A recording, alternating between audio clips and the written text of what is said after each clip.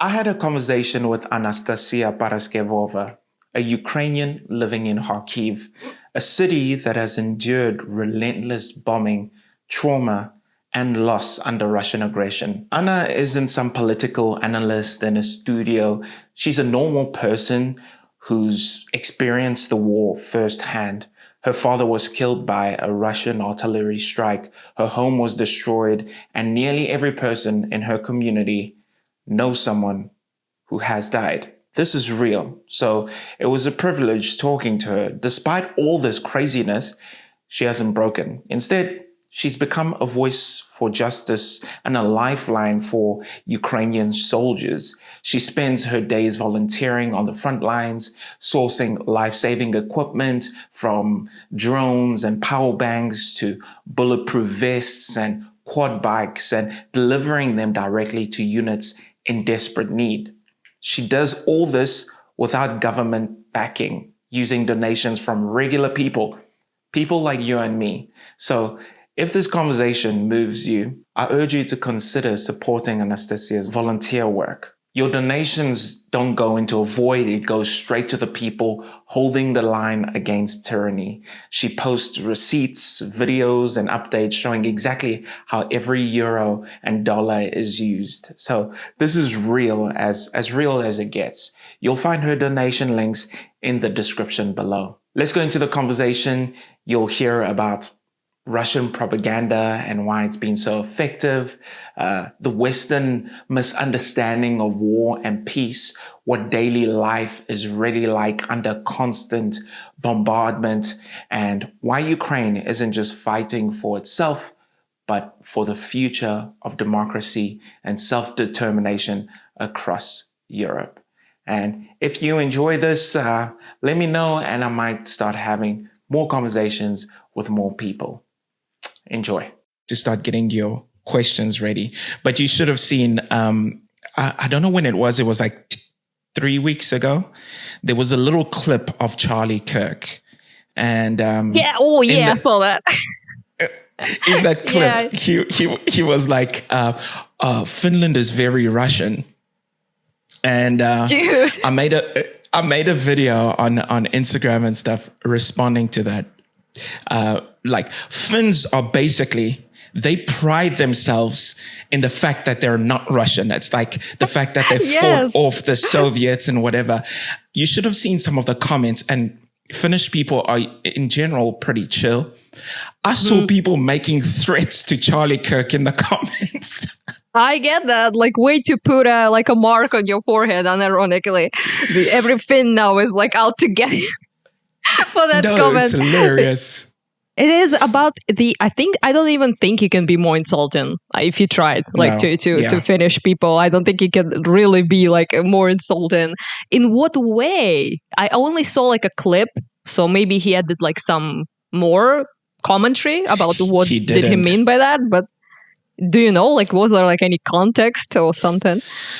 No, he was basically talking about, NATO expansion. He was saying that was a mistake and blah blah blah. And then he was saying that he believes that part of the reason why Russia invaded Ukraine was because of that, and he thinks it's also really wrong that Finland and Sweden joined. And then he was like, because Finland is basically it's very Russian, like why are they? Context doesn't make it better; it makes it worse, as it usually is with these people. Yes.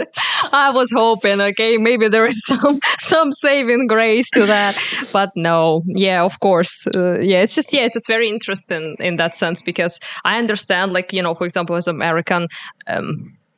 People are usually not very well versed, let's put it like this, about the Europe and the relationships here between countries. And they also sometimes are just like, all those like people are just basically separated on being like some sort of British, some sort of Russian, some sort of German, maybe. Yeah, so maybe some sort of Scandinavian if you're advanced, okay, enough to know that. So it's just I understand what they like, where they're coming from with that, because they don't really distinguish much. Also, a lot of distinguishment they make are like race based, which doesn't really how people like operate here. No. Yeah, it's mostly like ethnicity, culture, and who has wronged who in the past. That's kind of how most people operate. It's not really about that aspect. And I talked with so many Americans, and they were like, "You're like, why are you fighting? Like, basically the same." And it's just so funny to talk about that with people. And then I'm like, basically same, like in what way? Like, we don't ally at all ideologically. We don't ally at all culturally and with the vision we have for the future of where we want to be like as a country, right? We don't ally. So in things that matter, we don't ally. So it's just very funny. So I always bring this up. Like, for example, one of my close friends, he's Azerbaijani Ukrainian. He was born in Kharkiv like me, but he's ethnically Azerbaijani. I don't care. Like, he's Ukrainian, so I have much more Azerbaijani. It doesn't matter. Like, I have in common everything I want with him. He's Muslim, by the way. I'm not, obviously, but it doesn't matter. What matters is that we ally, like, in terms of like our vision, our morals, what we value, things like that, right? So that's what matters. Like, what ethnicity is really doesn't matter to me whatsoever. Like, so it's just the last thing I care about. So it's just sometimes difficult to explain, it seems, because people kind of like want to group differently, like which, by the way, would be funny how they see like Balkan conflict, for example, like Croats and Serbs, like what's going on like in their mind there, like ethnically almost the same thing. So it's just very, it's not about that essentially. Usually. No. I mean, I'm surprised how much grace you're giving Americans, especially at the moment, in terms of, because for me, I recently have been finding it really annoying, actually. Well, yes, but I don't disagree. Obviously, there have been quite horrendous the new administration to Ukraine in terms of like how they treated straight from like treating our president in the Oval Office like a garbage. Sorry, I don't know if I can swear on your channel. Oh no, you just go for it. We can swear. Okay, thank you. Just in case, maybe. But so starting from like that to like actual like Spurgeon Russian propaganda, like talking about Ukrainian people as we like have no opinion on the matter or anything. I don't remember if it was a Kellogg or like Witkov, one of these guys. He was like, you need to hit them like a mule or something like that. And I'm like, what the fuck? Like, it's just all of that. Of course, they're blackmail, essentially, like trying to pressure us, the victim in this situation, into doing things they want without putting any pressure whatsoever on Russia, who is the aggressor in this situation. All of that, of course, MAGA in general have been pretty fucking horrible. And I didn't really interact that much with like right-winger Americans before, simply because they didn't care. They only started caring about Ukraine since Trump started talking about it, because their cult, essentially leaders, started like, talking with Zelensky, talking with like people about that. Before that, I was only getting hate from like leftists in America. Really? MAGA Americans didn't care at all. They never messaged anything about, and now they're the biggest experts, okay? Now they're the experts on NATO, on Russia, on like what happened in the Maidan revolution, like, all of that. It's just quite funny how that shifted. And now we are like this, I don't know how to say this, like popular main politicking situation in the United States, essentially between Democrats and like Republicans, and we are just sandwiched, and they just pull us, like this like thing. I don't know how it's called, like the game, like that. Tug of war. Yeah, so it's just annoying, obviously, as a person who just lives, your life in a country at war, to be in this position. You didn't really ask to be, essentially. No, I totally get you. Something I'm just really confused about, or impressed by in a negative way is how powerful Russian propaganda seems to be. Oh, yeah. How is that? Because before I knew anything about Ukraine or Russia at all, I wasn't even thinking about it. In the back of my head, and I'm ashamed to say this, but in the back of my head, I just heard things online. I'd heard, oh no, Ukraine's just a corrupt country. They're just stealing money. The West is, Russia is the victim. And I didn't really have an opinion about it. And I literally took 5 minutes to research, and I was like, wait, what? This is the exact opposite of what I'm hearing. Like, why is Russian propaganda so everywhere? It seems even the president of the United States seems to be getting all his information from Putin himself. I don't get it. It's kind of like quite difficult to answer shortly, but like if you speak about the certain things, like Russians, not that fantastic at actual warfare on the ground as we saw. Not that they make us any easier for us. They're still 30 times our size and have like unlimited amount of weaponry, especially with the support of Iran, North Korea, China, although nobody likes to talk about it, but that's true. All of that obviously is difficult for us. But in the grand scheme of things, with the amount of people and amount of arms they have, they're not performing as good as you would expect a country with such an advantage over us to do, right? But what they do excel in is hybrid warfare and propaganda in particular. So they do it usually with like pretty high chance, like hit rate, basically. They do it with a lot of sophistication, sometimes even. Sometimes like blatantly, just with money. That works. But sometimes it's like it's a lot of like multiple things at the same time. So for example, one thing, you buy influencers, you buy politicians all over the world, essentially, whether it's in other Eastern European countries where you meddle in elections and you put people that are favorable to you at the top, which is what they did for decades and which is what they still try to do, which they failed, thankfully, in like Moldova, Romania, for example, right, where they did fail, but didn't really fail, in my opinion, in Poland now, and also didn't fail in the United States, but it's a whole other situation. So in Germany, yes. AFD, actual Nazis, unironically. But that's a whole other situation. They really doesn't really matter what ideology. It only matters if that's their puppet, essentially. So it could be a far left person, it could be a far right person. It's not like they're ideologically driven.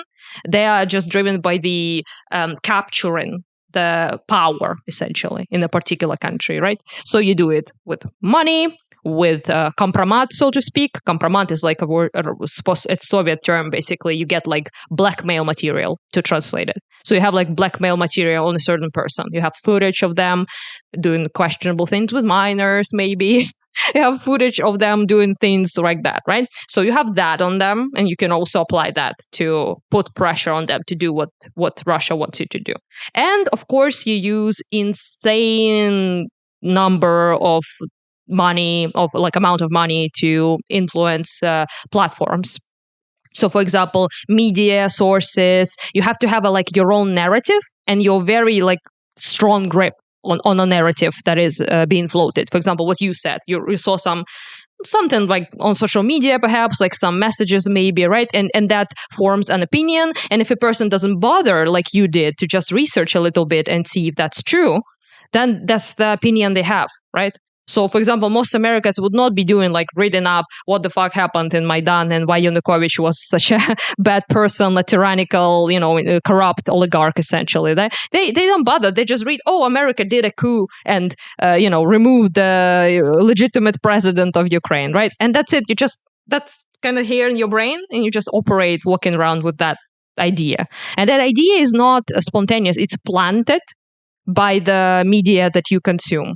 So Russia knows that very well. That's why you see people like Tim Pool getting caught in 4K, taking, $500,000 essentially, right? So because what? Because he's a very influential person. He has a lot of, unfortunately, a lot of followers and people who listen to him. So he does this. Ukraine is the enemy. Have you seen this?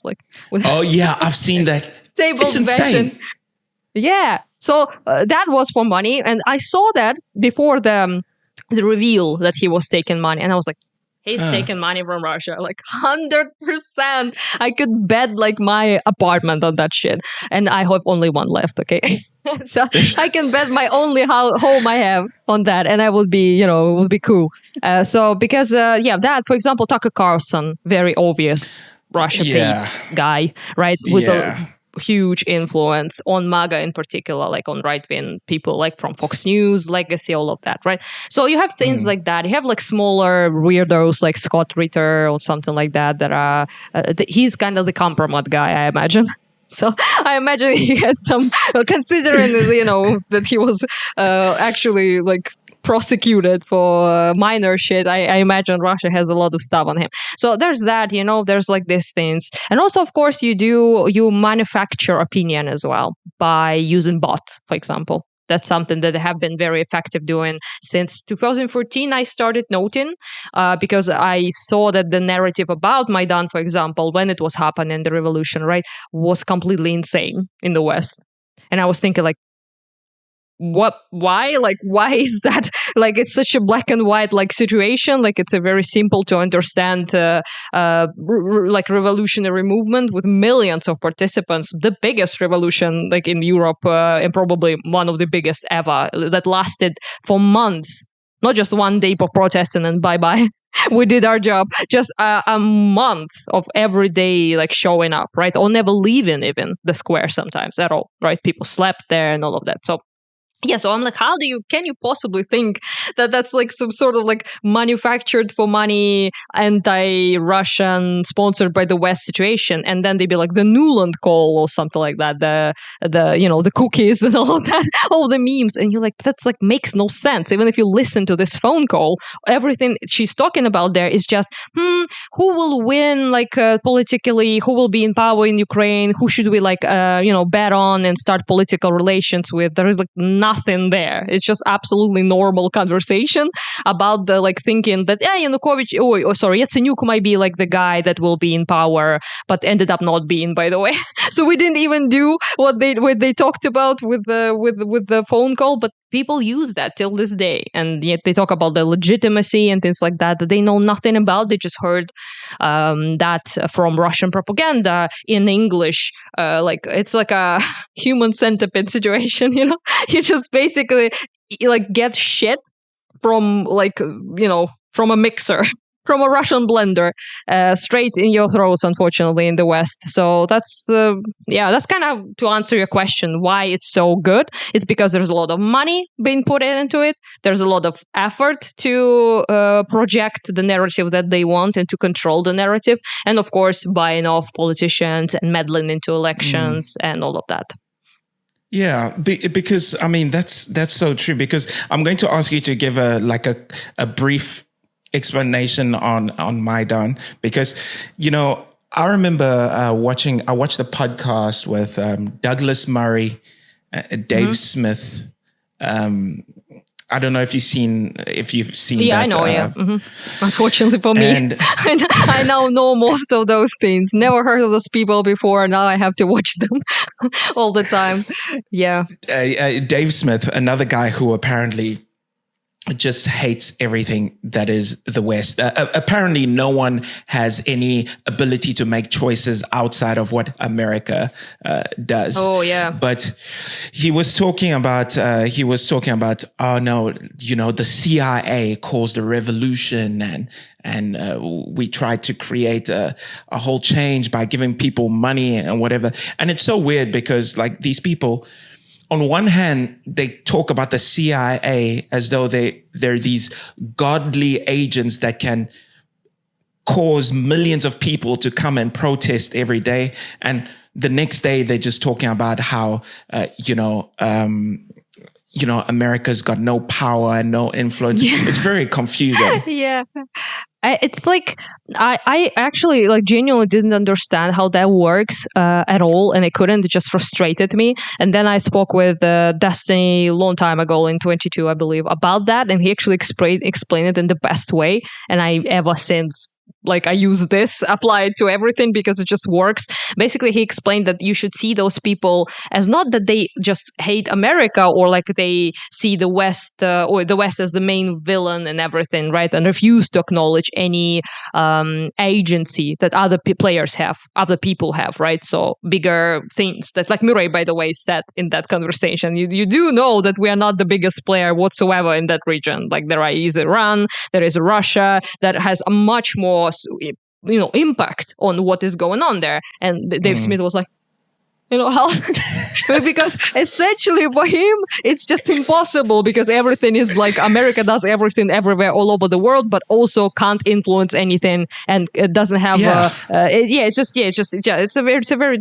a difficult thing. But he explained it to me as you should see those people like as they remember, like back in the day there was like this cringe American exceptionalist patriots that were like America is the best place, like Bush era types, like that everything we do is like rainbows and we can't be criticized on anything. Every intervention we do is magical and fabulous and for the freedom and liberation and all of that. So that was obviously cringe and wrong in many instances. American intervention wasn't good, right? In some it was, like for example, in Serbia, but in some instances it wasn't, multiple horrible wars and all of that, right? So you can be like rational about it, obviously, right? But in these people are exactly the same, but from the opposite end.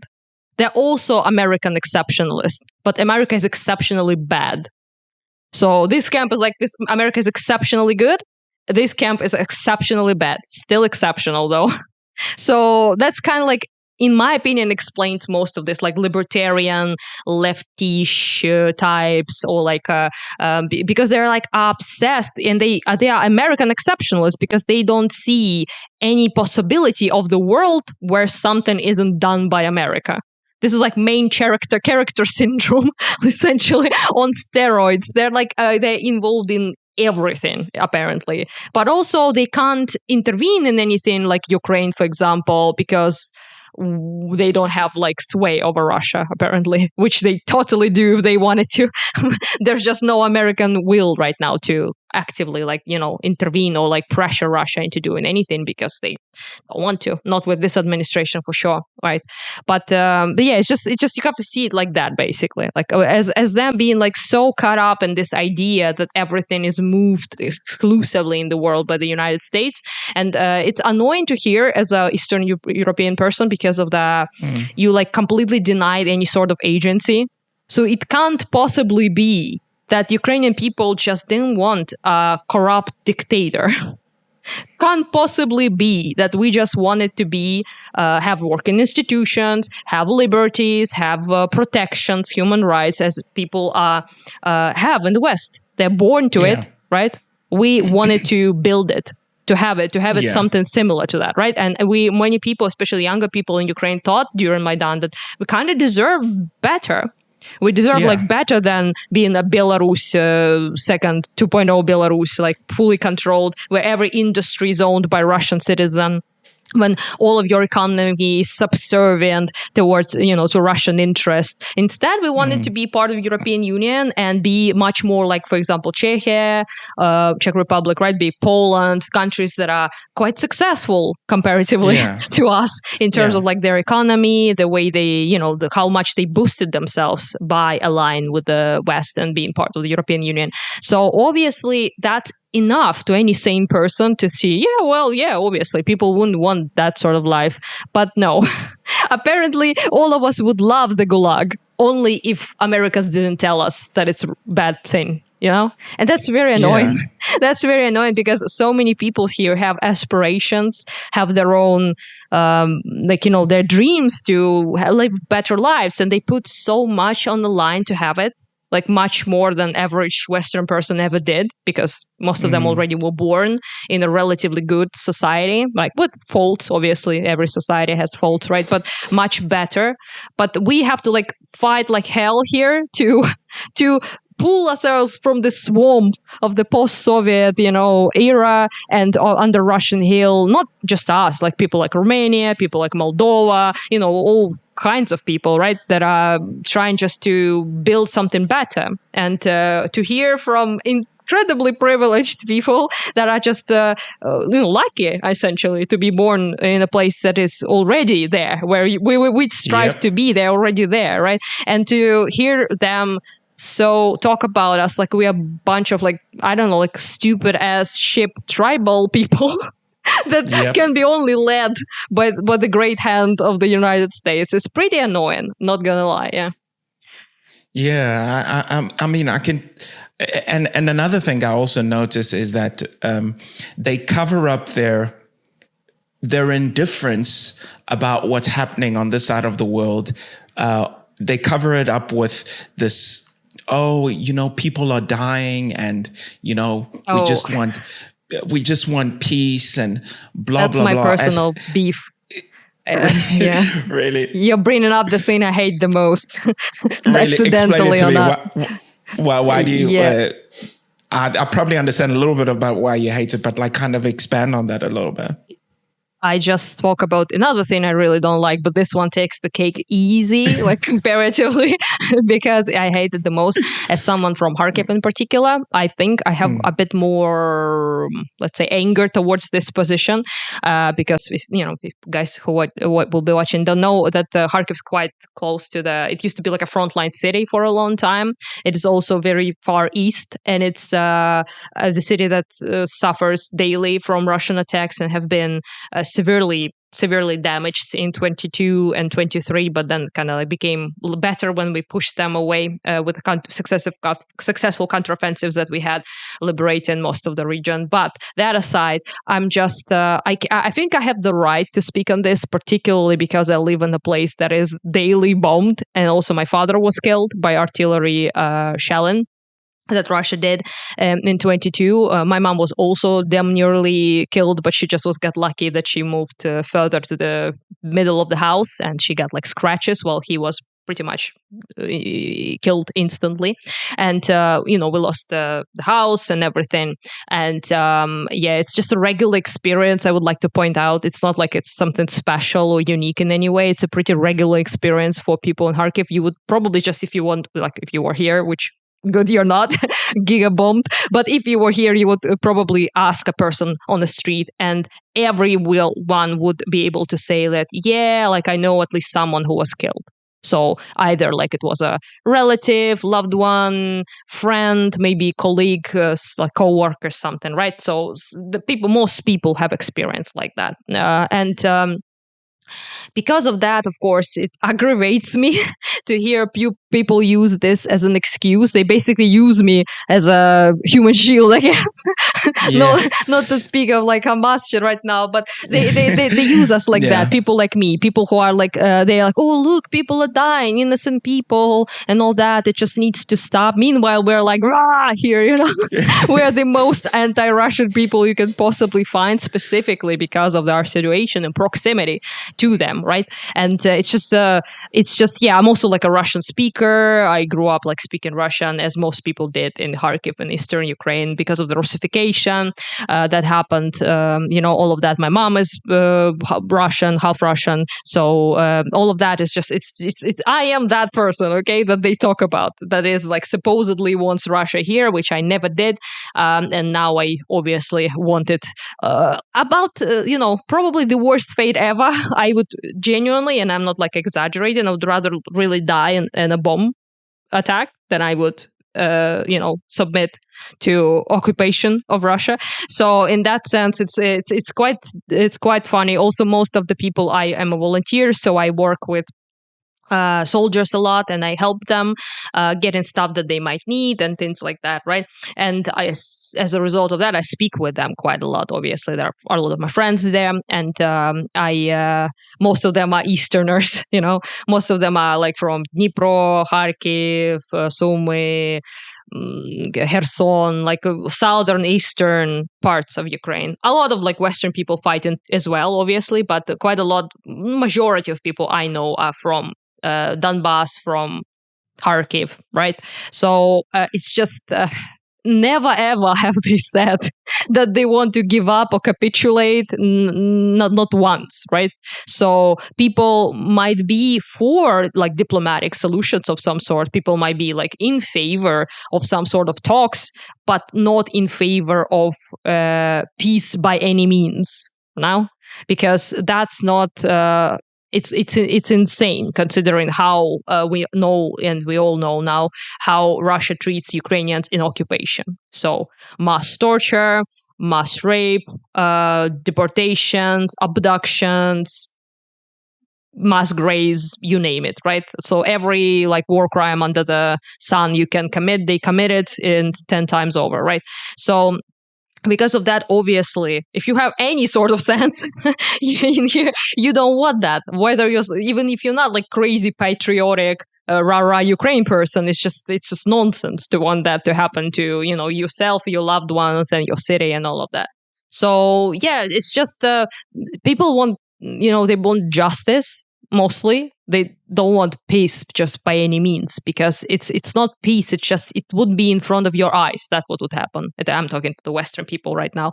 Yeah, sure, it wouldn't be like active warfare, perhaps. So it won't be happening. Like, we will not annoy you, okay, with our calls for help. We will not be like in your face. That's true, yeah. But we will just silently be getting killed, deported, terrorized into submission until no will is left in anyone to fight back. That's what will happen. So that's not something that anyone really with any sort of sense wants. So hearing people advocate for just basically forcing Ukraine to capitulate, to me, by calling it, we just want peace and we just don't want people to die. Just say it how it is. You just don't care. You just want it out of your radar, essentially. You just don't care what will happen to us. And we disagree fundamentally because we do care what will happen to us. And that's the conflict, okay, between us now and the West politically, right? But I'm just very annoyed when they use this, like, I just don't want poor innocent Ukrainians to die. Just fuck off. Like, don't do it. Like, nobody believes that with any sort of sense. Like, don't do that. Just say, I don't care. And that's fine. That's your right not to care. But just don't try to cover your indifference and your callousness with this, I just don't want innocent people to die. I'm so nice and good. And just, other people who support Ukraine are warmongers. Although that's what Ukrainian people want, right? Most Ukrainian people support aid to us, obviously, right? And then you paint us as, I guess, delusional, who are being lied to by America and their puppet, quote unquote, Zelensky, or calling him a dictator, that he forces us in some way to fight against obviously genocidal and like horrible force that is trying to take over our country. Yeah, it's just silly. It's just silly. It's just a silly talk of people who either just know they're lying and covering it with a pretty story, or people who are don't know anything about war, really. Which I'm jealous. Okay, I'm jealous of those people. But yeah, that's my why I hate it, basically. Yeah, I mean, and I've got so many things I want to ask. But first of all, I'll just tell you, in the beginning of this video, I'll talk a little bit about what you do and all that sort of stuff. That. I know there's a lot of Finnish people who would love to help in some way, shape, or form. So, but I'll also ask you, I have a lot of like donors. When I see on PayPal, I don't post them, obviously, because I don't want people to see their surnames, but I see them. So I see a lot of actually Finnish names there oftentimes in my donors. Yeah. Because Finns, I'll tell you, I mean, there's Ukrainian flags all over the place here. I think Finns really, really, really understand. I know it's a different history and all that sort of stuff, but Finns have also faced Russification and all these sort of things. But something you said, we don't want peace, we want justice. I remember, and you'll know what I'm talking about. I watched a podcast interview, and this host said something that it almost drove me insane. It was Lex Friedman talking to your president. My favorite guy. My favorite guy. You know I my favorite people. Look at that. Keep bringing them up. Dave Smith, Lex Friedman. Oh, I mean, I sometimes, you know, there's a lot of these people that I used to think were intellectuals once upon a time, or like, you know, people who could look at reality for what it is and understand, you know, how humans work. And I remember Lex Friedman said something to your president. He said, what did he say? He said, "Oh, there's war and suffering or whatever, but we need to forgive," or something. About I was like, I don't even have the words. I know. I was like, bro, forgive? Forgive? Like, what is that? Like, how can someone say that with a straight face? Is it just are Americans or people just living so far out, just so protected and have forgotten how America became so influential that they had to fight, they had to wade into blood and guts, and they had to push through and all that sort of stuff? Like, have they forgotten? Or I genuinely don't understand, because I was like, are all these people retarded, or is it like, are all of them getting money? I don't get it. With Lex, I honestly am 50-50 till this day. So sometimes people, I told you before we start recording, like, I think you on record, Tim Pool, like Tucker Carlson, we spoke about those people, right? And just it's obvious, right? You know, that's money that decides what they say. But with him, I genuinely don't know. I till this day, I watched a lot of things with him, and till this day, I have no idea. So I am like, every time I like change my mind, I see like his new tweet or something, and I'm like, retarded, pacifist, like out of touch, or paid by Russia. Like, genuinely don't know. He's like the confusing kind of guy. And obviously, it's just that I'm a little bit suspicious, obviously, because he's Russian. You know, his actual name is Fedotov Alexei, and he's from Russia, you know, and his family is in Russia. He pretends to be Ukrainian sometimes. I don't know why, but it's just so that obviously makes me a little bit more suspicious of him, simply because he knows how it works. So when he says like things, for example, like about Russia and things like that, and you're like, bro, you know, there's no freedom of speech there. Like, especially if you have relatives there, if you speak with them, you know what their opinions are. Like, why are we pretending to be like a stupid, out of touch, like a guy who just doesn't know how Russia works? If you literally, and he himself said that he speaks with his relatives there, so it's not like me making shit up, right?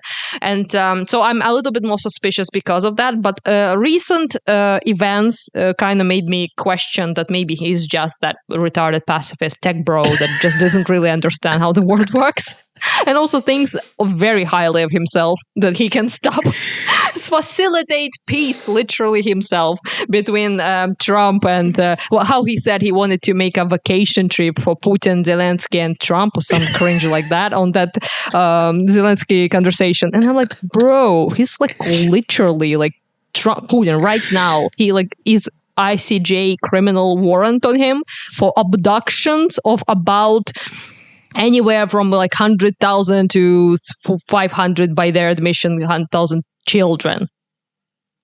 Like, on a trip with a guy that is, it's literally our claim for genocide. Like, our biggest claim is the abduction of children, because there's like just no excuse for that. Like, abducting children and Russifying them and turning them against their family and then using them as a cannon fodder. They already, many children who are teenagers already have been reportedly enlisted in like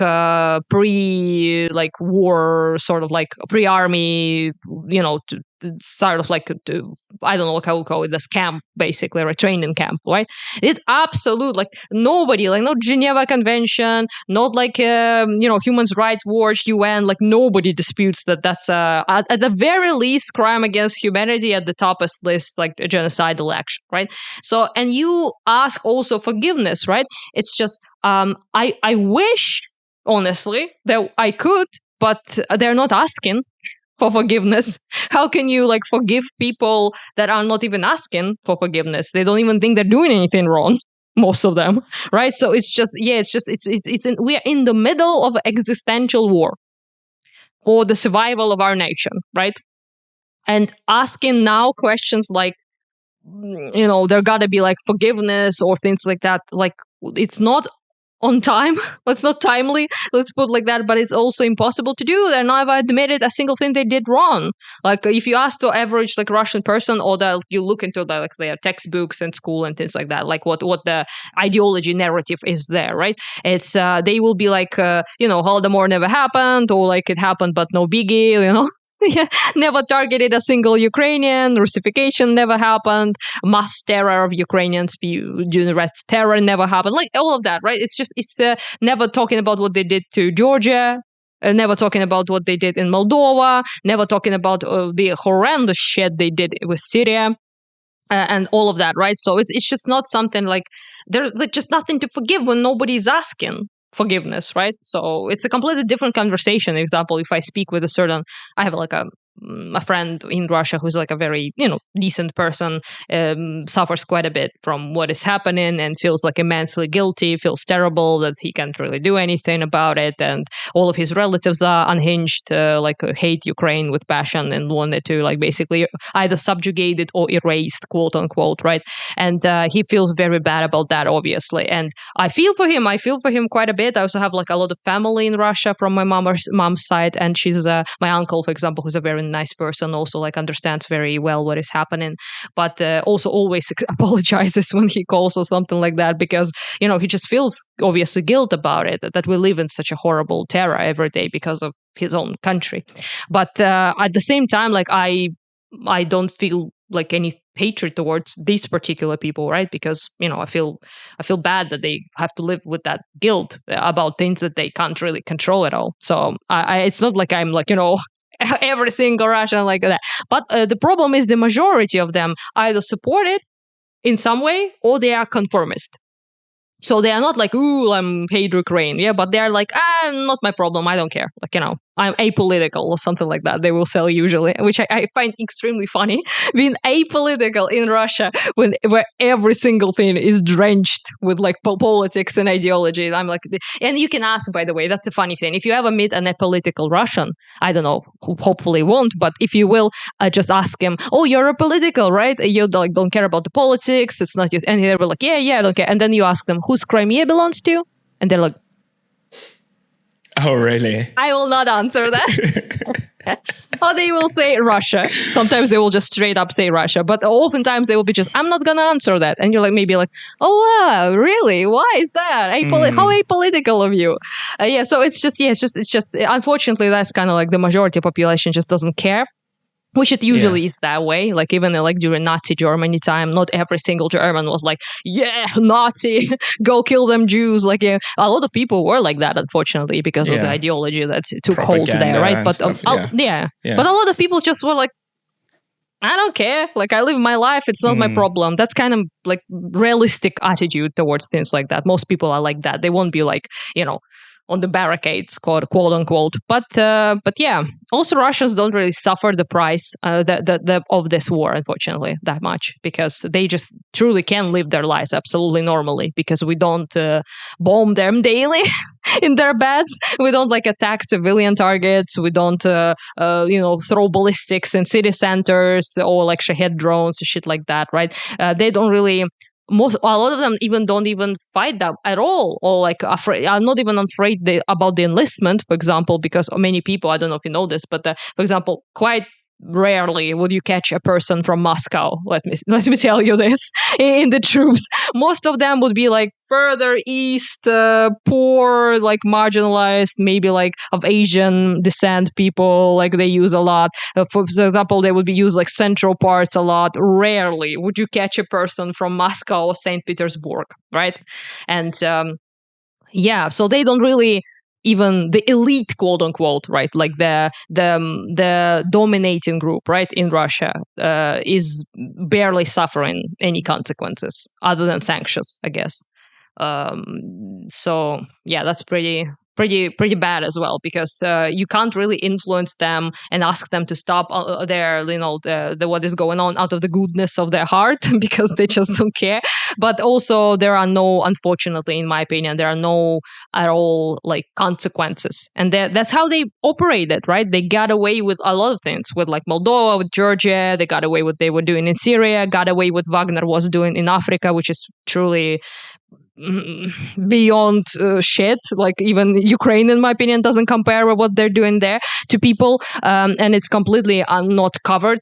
In my opinion, there are like a few people that cover what they're doing there, and I'm very happy we kind of like removed Wagner from existence, basically, because it's just it's just pretty terrible, and they get away with it all the time. They face no consequences for that from the broader world. In fact, they have their lovely pipe being built with Germany and like Merkel and all of that, right? And people bought their, like, I think like 60 or 70% of gas was Russian in like a lot in Germany and things like that after the Moldova situation, Georgia situation, after Ukraine 2014 annexation and invasion. They still proceeded to amplify that economy and to boost them into what they're doing now, essentially. So not to throw shade, but it is what it is. That throw the shade, throw the shade. They all knew. Like, it's crazy. It really annoys me. I've been I'm reading this book on Churchill. I'm right in the beginning of it a little bit, and I watched a movie called what's that famous movie about Dark Knight? No, Dark Times or something like that in English. I think with Gary Oldman. Darkest Darkest Hour. Yeah. And there's this scene, like I was sitting and watching with my wife, and she could see how pumped I was getting because I was pumped as well, to be honest, watching that. Yeah, I mean, because there's a scene where I don't know what his name is, but he was trying to tell Churchill that it's time to now negotiate with Hitler, and Churchill got really angry, and he was like, "Wait, how many more dictators do we have to appease and give them like a pass and all these sort of things?" And he's like, "You can't negotiate with a tiger when your head is in its mouth." And then I remember my head was just like, "Oh." It seems like today we don't seem to understand that. To be fair, we didn't understand that back then as well. So True. It's kind of, the history kind of sort of repeats itself, unfortunately. You'd think people would learn, but it's just that appeasement is still being tried as like a tool, I guess, in geopolitical world right now. And it never worked before, and it's not going to start working now, should be clear. Yeah, but it was thankfully clear to people like Churchill back in the day. Otherwise, we will be mighty fucked. But other than that, it's just something that, till this day, for example, like I bring this example a lot historically with Sudetenland and what happened there because of them. Essentially what happened, right, is that France and UK basically said to Czechoslovakia at the time, "Fuck you," like give them Sudetenland, Germans, right? They will stop. They will stop at that. Yep. It's gonna be cool. And German claim, by the way, ironically at the time, was that the German speakers there were like, it's historically German, and there were German speakers there, and they have been, prosecuted, discriminated, all that, right? So, which is exactly the claim that Russia makes about Russian speakers in Ukraine currently, but that's a whole other comparison game, which is extremely, actually, if you like want to spend some time, it's just a 1-to-1 basically, the entire situation. And after that, the Czechoslovakia was like, "No, we're not gonna give them what the hell? Like, why should we do that?" And Germany and France and UK were like, "Do it. It's gonna be cool." They don't want to take anything else. So Czechoslovakia was literally pressured by their allies, who was supposed to be the guarantors, by the way.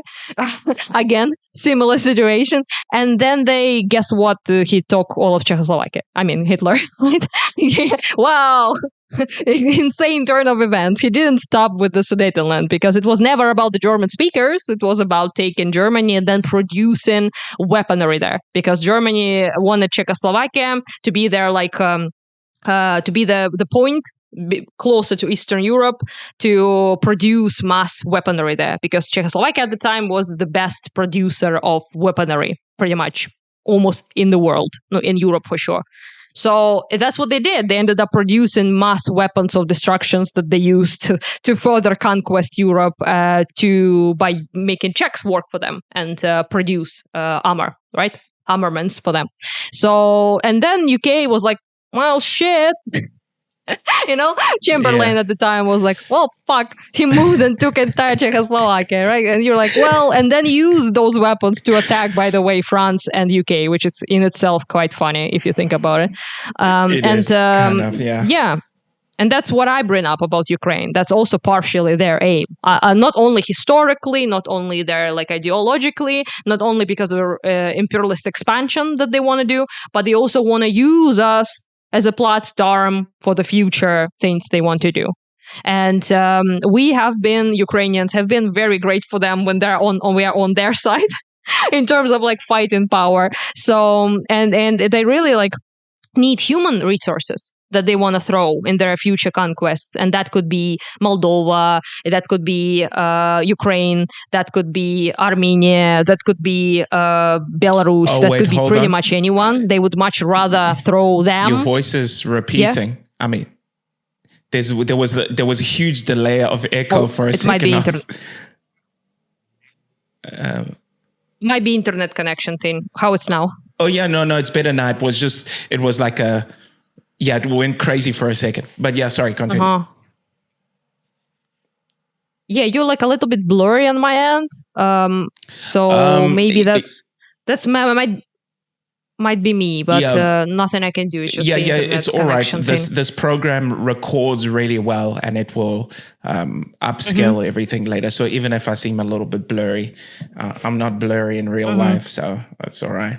Well, thank fuck for that. That would be weird to be blurry in real life. But yeah, it's just just basically this situation. It's like Timothy Snyder, I think, who is an expert on Eastern Europe history, professor. He, I believe, called it it's like Sudetenland, but Ukraine is like Czechia, but they are fighting back. Basically, is the only difference.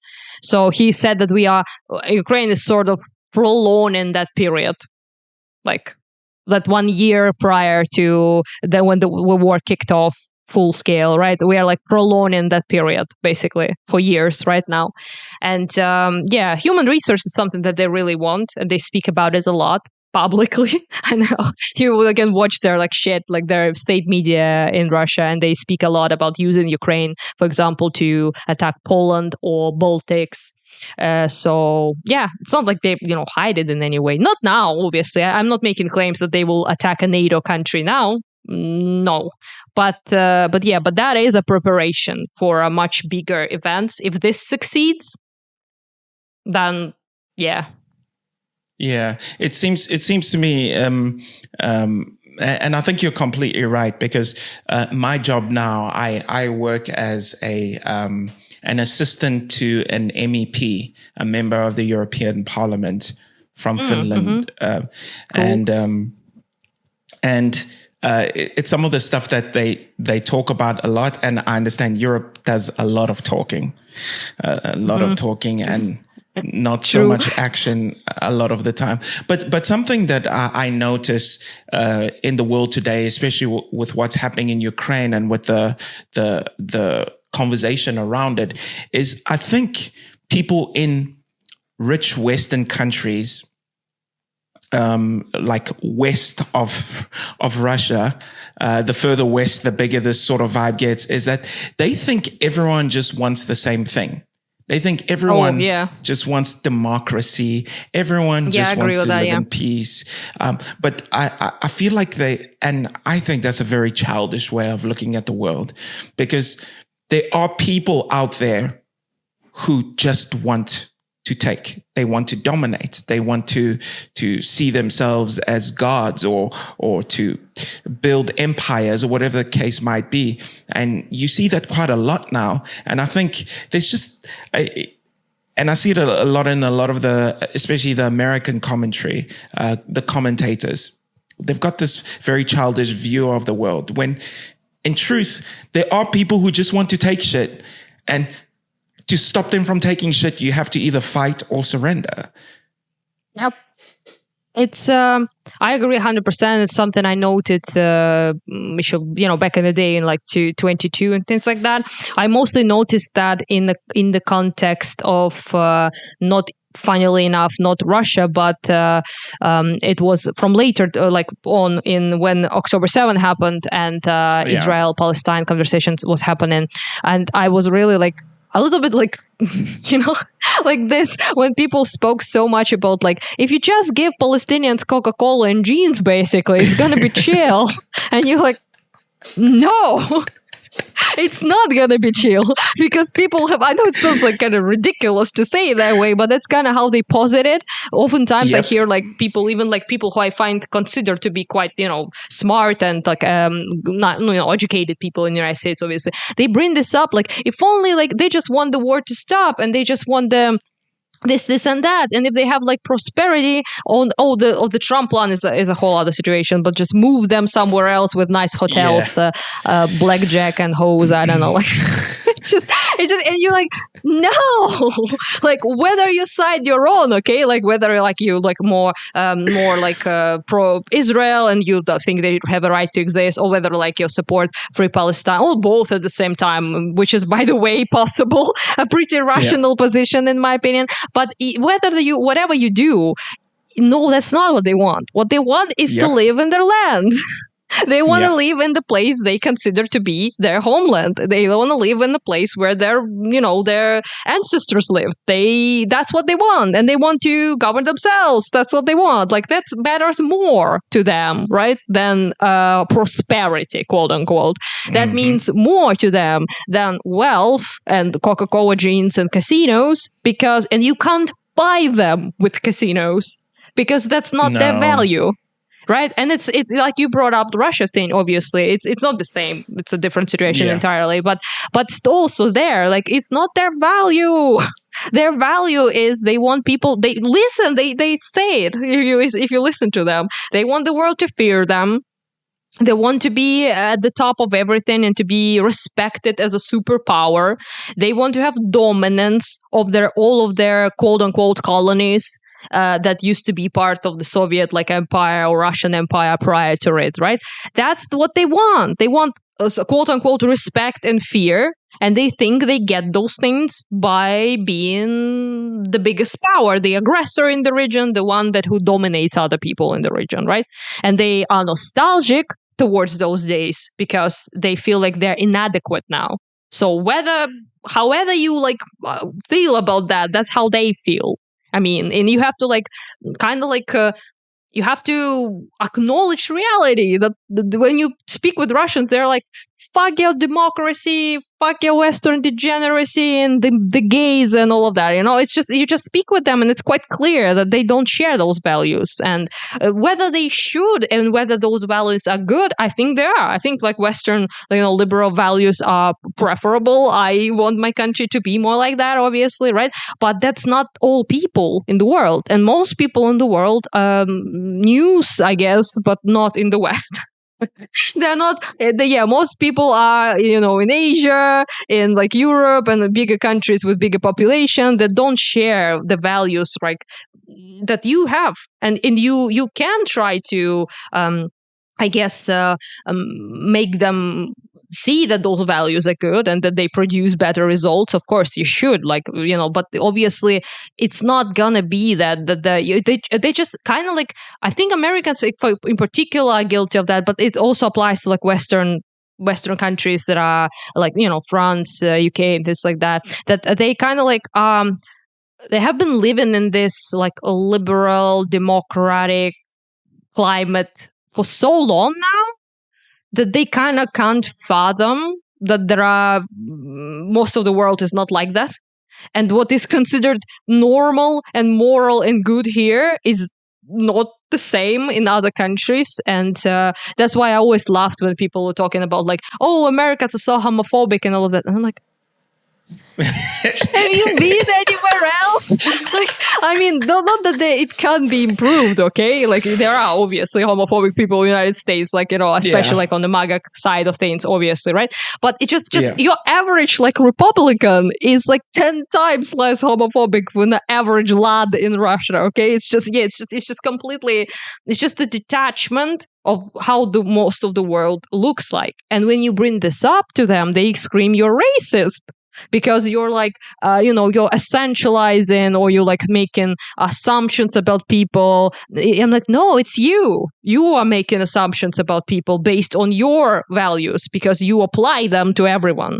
I'm not doing that. I'm doing the exact opposite. I'm actually listening and paying attention to what those people care about. Whether you agree with what they care about is a completely different thing, but you have to like admit that they do care about different things. And Western people seem to be like, not all of them, but a lot of them are under the impression that everyone shares their values and everyone is like them. And also, everyone can be like, I guess you could say, easily part of their culture. Also wrong, because that's not true. And it doesn't have to be about, again, race, religious. Nothing about that. For example, plenty of like Muslim people in the United States are chill as fuck. Like there are like the chillest people out there, and there's absolutely no problem with that, right? So they're not like doing it. So it's not about that. It's not about saying like all Muslims or like all Russians or whatever. But it's just about the fact that some people have a fundamentally different values and ideology that is not compatible with liberalism, democracy, human rights, and all of that, right? And it's very fun to me sometimes to see like those very blue-haired like LGBT people running around with Hamas flags sometimes, and I'm like, you sure about that one? Yeah, no, it's just As a fellow green hair person, I think I can make that claim. Okay.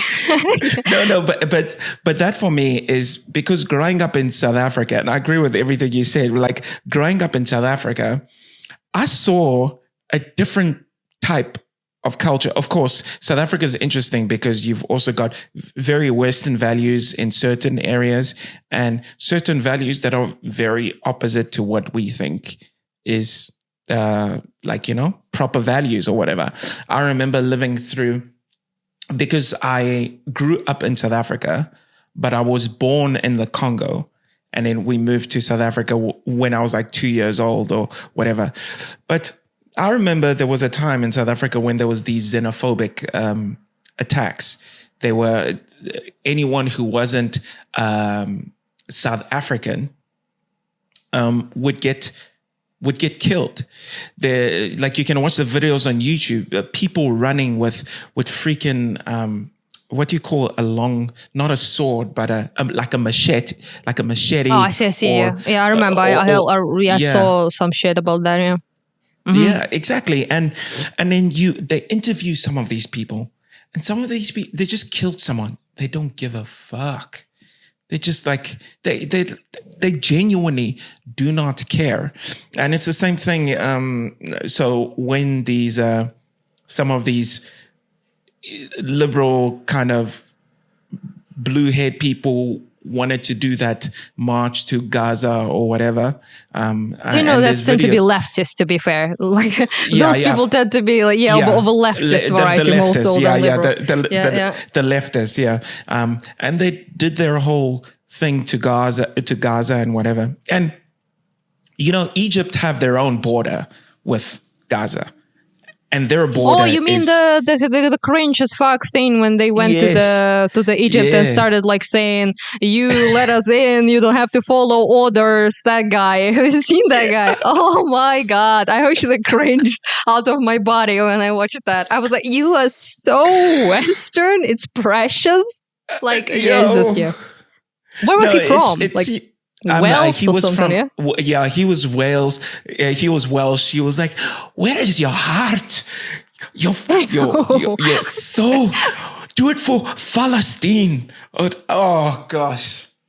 Yeah, those gods did not give a They were just like, bro, yeah, this dude. they don't. First of all, they don't give a half. I also imagine how cringe it must feel. You have like some whitest of men, like screaming at the Egyptian guards, basically. Like, yeah, it's just you don't have to follow orders. And like, which orders? Like, what do you mean? They're like doing, it's just very, very strange. What was he implying? I wonder, like the orders of Egypt government or like his secret Jews? Like, what was he even talking about? I mean, some of these people, they'll find a way to blame the Jews in whatever way they can. But that's a classic. I think has been a classic for centuries, quite literally. For I think thousands of years, to be fair. But I think he was trying to imply or trying to say that because they didn't want to let them through. Egypt's have their own reasons for putting up that border. They're afraid of the Muslim Brotherhood and whatever. And I think the West, when you look at, I don't know, mainstream media, it paints this very simple picture that there's this evil country called Israel that hates these poor Palestinians and they just want to kill them. And that's it. And all the Muslims, all the Arabs are just subjugated by this tiny country. And, we just needed to see this and set them free because there's just love and freedom amongst all the Muslims in that entire region. Everyone's just like kumbaya or whatever. Sure. That's the idea. I was dragged into like Palestine-Israel shit so much that I really at this point I'm just washing my hands away and I'm not saying anything because I'm like having my own problems to deal with. But at the end of the day, if we want to speak very broadly about it, it's again the same issue that we just spoke about before, which is American exceptionalism in a sense, and like Western exceptionalism. They really don't understand the situation. They look at it from the lens they know, which is like, for example, brown people poor and oppressed, white people good or bad, evil oppressors, imperialists, right? And sometimes the most heinous thing is when they are like Israelis are like they're white. Have you been in Israel? Yeah, it's just they're not white. Like by any justification, most of them, sure, Ashkenazi could be qualified as such, I guess, but Mizrahi, they're brown.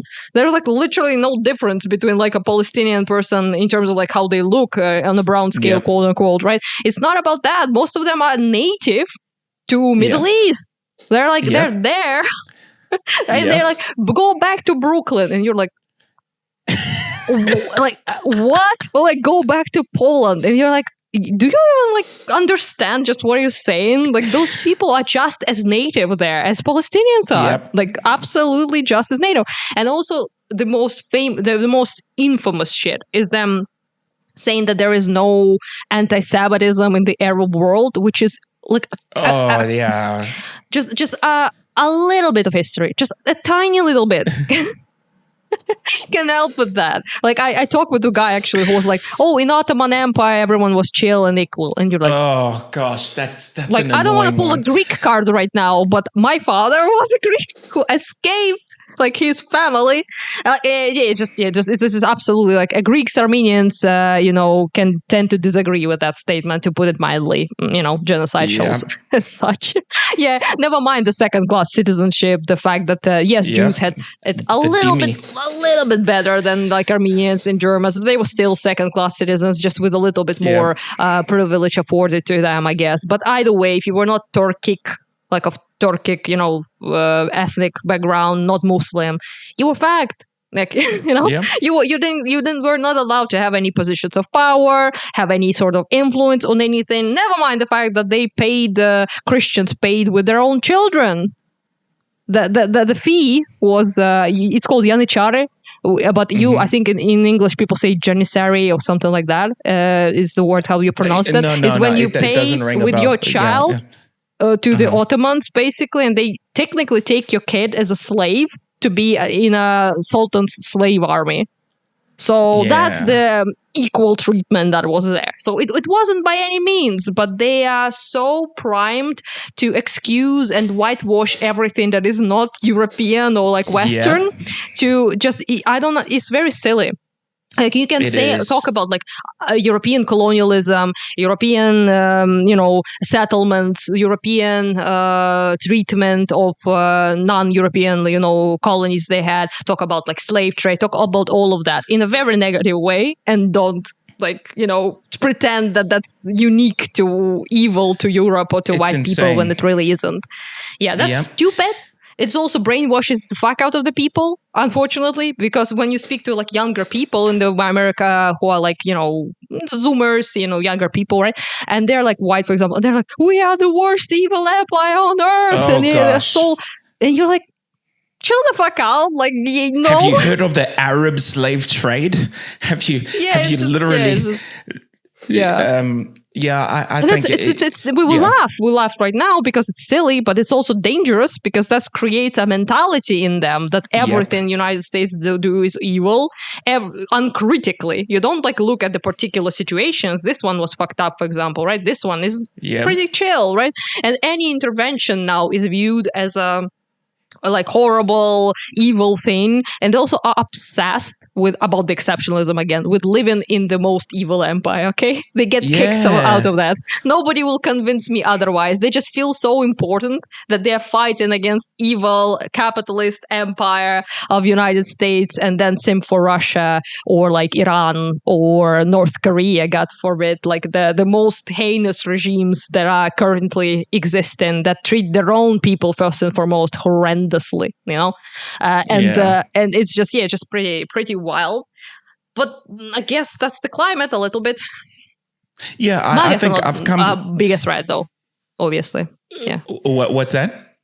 MAGA, Trump is a much bigger threat though than the leftists. As much as I hate them.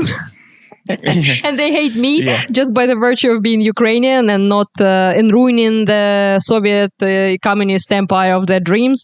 As much as I hate them and they hate me, they're like not as influential, obviously, as right wingers are in the United States, and MAGA and Trump, who is compromised in my opinion, and is clearly at the very least trying to be Russia's ally, more so than he is trying to assist Ukraine in any way. So and the amounts of Russian propaganda and horrendously obviously Russian puppet people they actually got in the biggest positions of power, like Tulsi Gabbard, for example. Wow.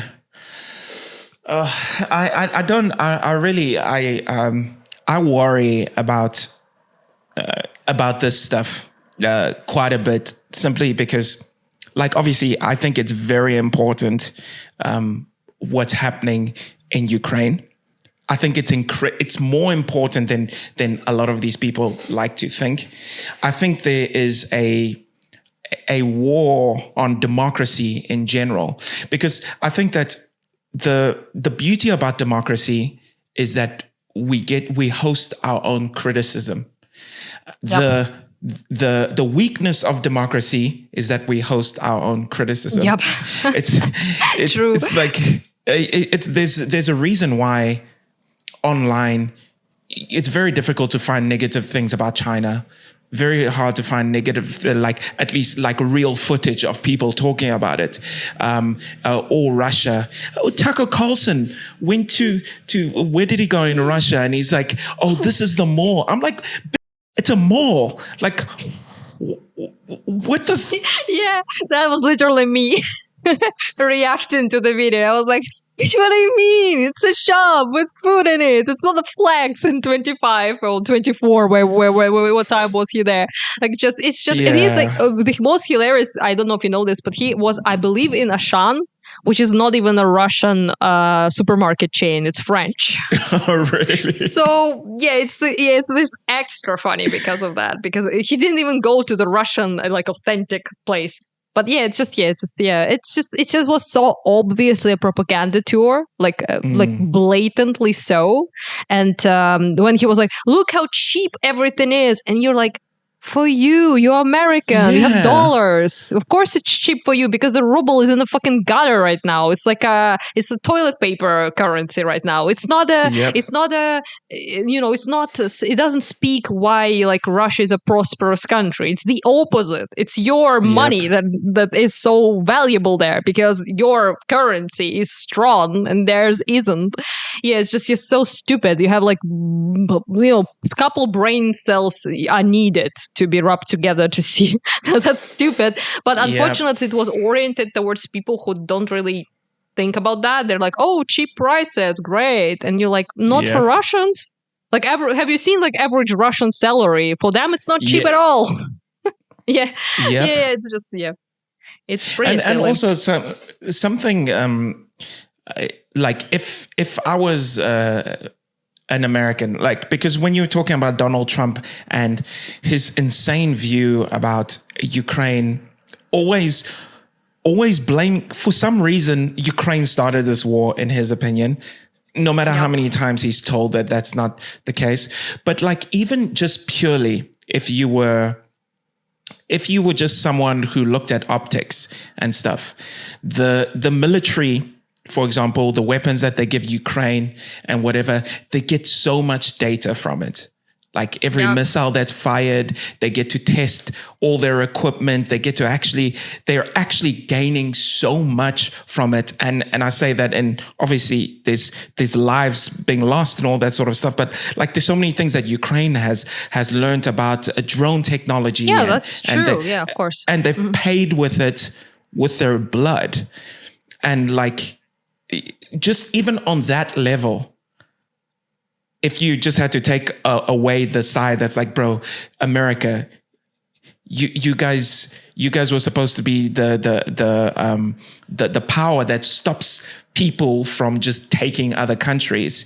You made a promise to Ukraine. You were supposed to, even if you take that all away, you're like, bro, you are earning so much from this data that is priceless. Why would you compromise that for, I don't know, Russia? What has America ever gotten from Russia except, I don't know, terror? Like, I genuinely don't get it. I mean, there are certain things, like, for example, with Europe, it's a little bit more complicated because of the reliance on Russian gas and things like that. With the United States, it's not like that. So we can remove that, like, as a reason for simping for Russia. I mean, Europe has, I guess, made pretty decent steps to step away from it. But I'm still salty about them doing it in the first place, but they did make pretty good moves to step away from that. And also, of course, with the context of like what you gain in, like, yeah, sure, like we can speak about like moral stuff. Obviously, it's morally right to support us, but it's also is, of course, the question of America's position, right, as a hegemon. Like, it is in their interest directly to Europe to be a continent where is peace, not constant aggression of the Russian on anyone and their allies included, right? So obviously, stepping away from that, stepping away from being the quote-unquote defender of the Western world and Europe and all of that, and being like the partner, and being which elevated the United States. That's how they became United States, quote-unquote, after World War II, right? Because of all the money, essentially, that they got from it. And that's boosted them to the superpower hegemon they are now, not by isolationism and by stepping away from everything, but about including themselves, right, in things. Yep. So that's a whole other situation. So, but also the just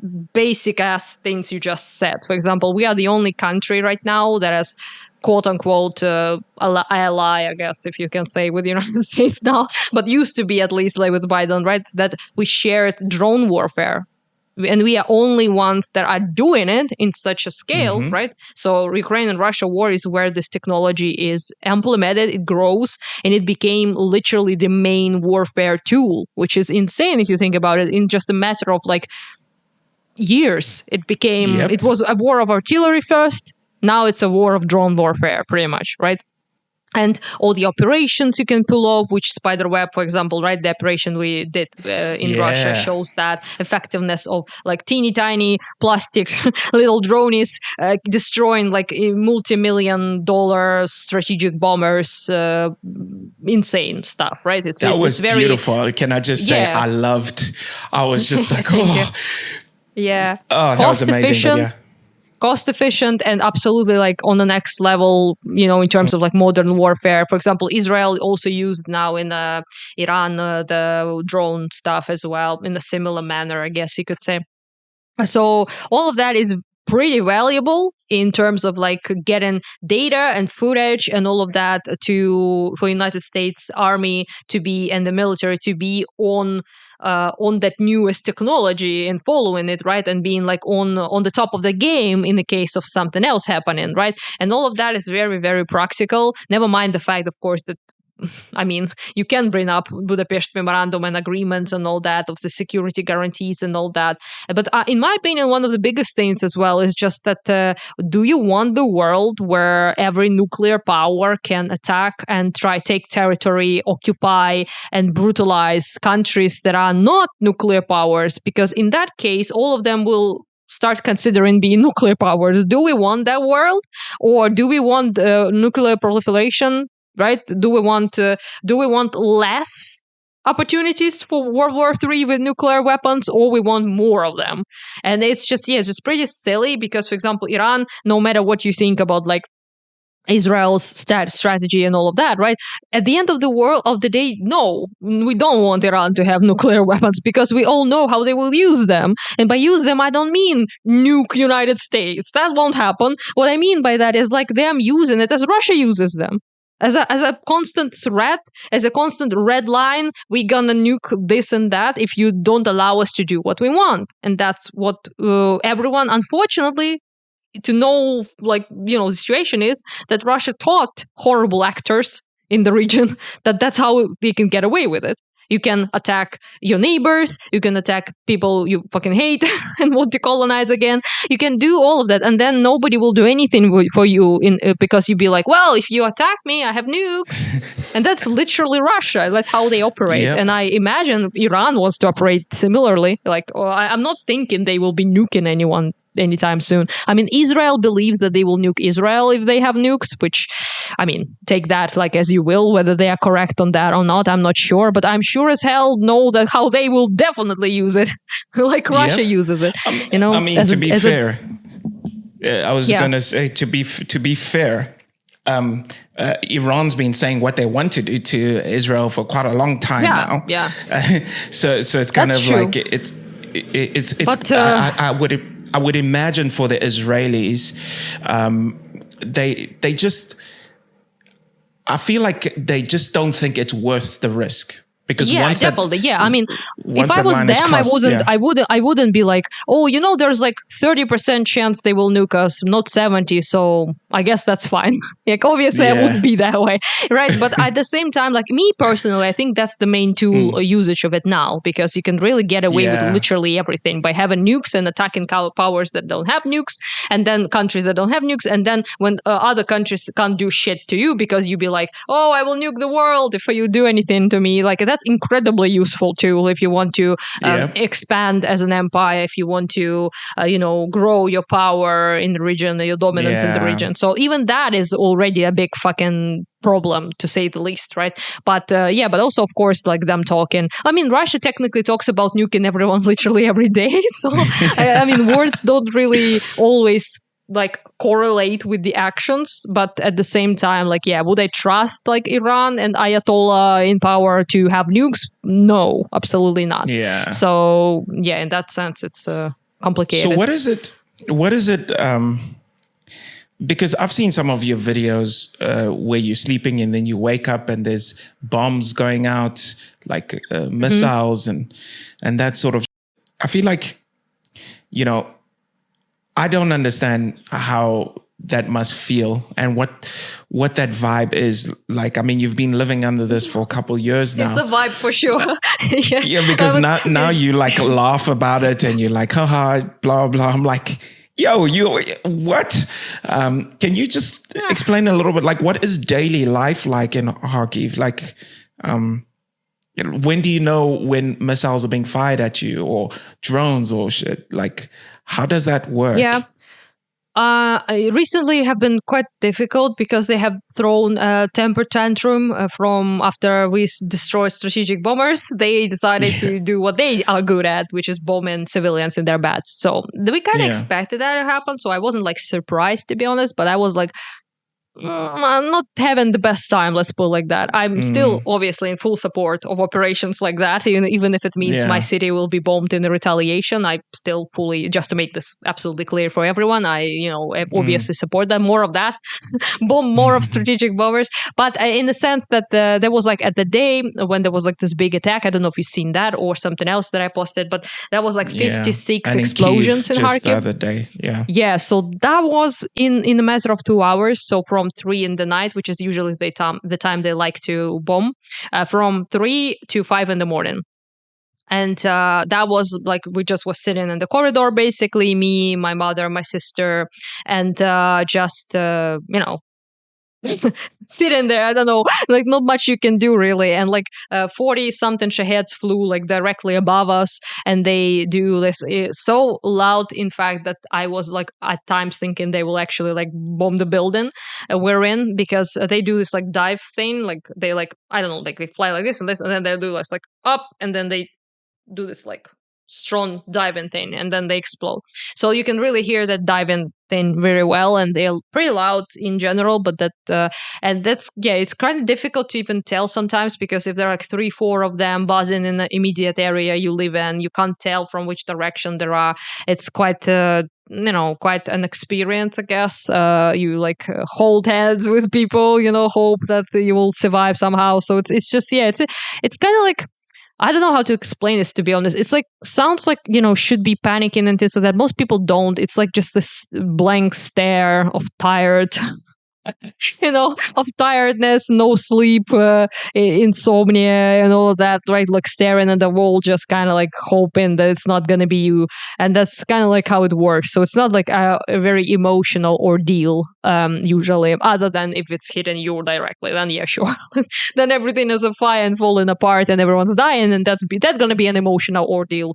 But in general, like if it's like a proximity, to put it like simply in terms of people can understand, if it's like an explosion, like 15 minutes of walking distance or 20 minutes of walking distance, for me, I'm not reacting that much.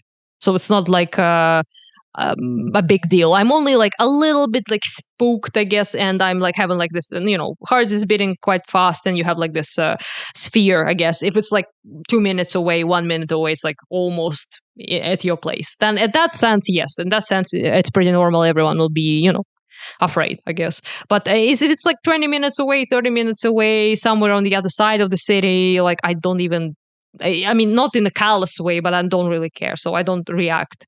The only thing I can do is I can call like my friends who I know live somewhere around there, and I'd be like, "Are you good? Like, have you exploded or not on this fine evening?" And they'd be like, "No, I'm fine." It's just kind of like this. So you can check up on people, obviously, because sometimes in the app you would see like for example, there's like this TLK channel that we use in Kharkiv in Telegram. He is a guy who like warns people what area will be attacked, what part of the city like should be bothered, I guess, right now. And I read that, obviously, if I am able to, and I'm like, oh, like this part of the city far away, the 20-minute walk far away, and then it's like when it's your place in particular where I live, I'd be like, let's go to the corridor if we are able to, right? And the corridor helps with a little bit, I guess, because for example, you need to go behind 2 walls is the rule. So you should be farther away from the windows, and because glass and shrapnel and dirt bits fly in and they can kill people, they usually tend to be what causes a lot of damage to people. So in that sense, going far away from the window is always a good plan. But if it's a direct strike, not gonna help, for real. So it's just only will help if it's like outside your building somewhere. Then, which again is still a good idea to like try to be behind the walls. And I have that place corridor in my apartment that is like that. There's no windows there, so you just sit there. Basically, it's the best you have. And if you're like outside, for example, probably a good idea to run into a metro station if you're able to. That's the best defense you have, I guess, and things like that. But sometimes it's not possible. Obviously, people work, right? So they have like jobs and like regular activities that they're not gonna just drop. For example, my mom is a dentist, right? So she's doing it, buzzing a tooth. She's not gonna stop because of the air rate. It's just it's a simple example, but I think it like paints the picture a little bit. You're not gonna be like, and the person is like, okay, I'll wait with my cavity for like 20 minutes. No, it's just not gonna be that way, obviously. So some people take it a little bit more responsibly than others. There are certain cafes or like shops that are like, oh, it's an air raid. Everyone is like inside, like they take it a little bit more like seriously. I had actually like a coffee shop nearby me that was bombed with a drone recently, and the guy who owns that shop, his was like just a minute before it struck. He was like, there was a girl working there, a barista, and a guy as well in the shop, and he was like, everyone just let's go to like the closeted part, the storage part of the shop, that is. And they're like, oh, come on, like they don't want to go, and he's like, no, it's closed, go to the storage. And it's all on camera. So they go to the storage in just literally like 5 seconds. As they walk into the storage, it hits directly basically the shop. So yeah, so he's like carefulness, I guess, vigilance a little bit. Definitely saved the lives of his life, and also two workers of his in the shop. So we interviewed him. My friend Devin actually interviewed him after that. So he was like, good thing I was like on their ass and basically asked them to go to the storage. And because you really never know, they attack like civilians mostly. So it's shops, like hospitals, schools, residential buildings, parks, things like that. So you don't really know where it's gonna be. And but when it comes to drones, you can at least have a message on your app saying like, I don't know, like for example, like typical message: 7 Shahed drones are entering our region. In like 5-10 minutes, they're like there in Kharkiv in this area, for example.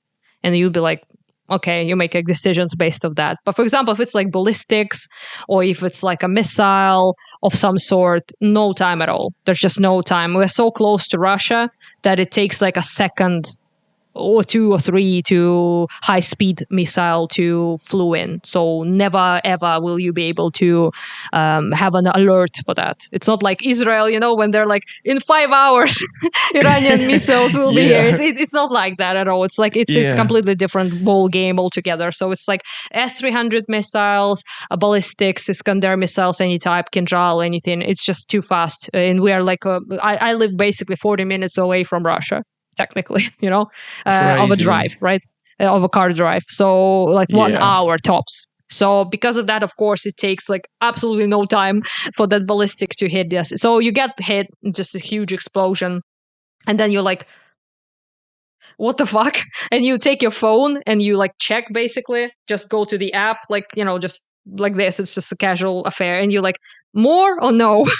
Like, and you read then that there'll be second, third, fourth, like, and then you can already move somewhere. But the first one is always kind of like a surprise. And alerts usually go off after that one strike because they just can't predict it too fast.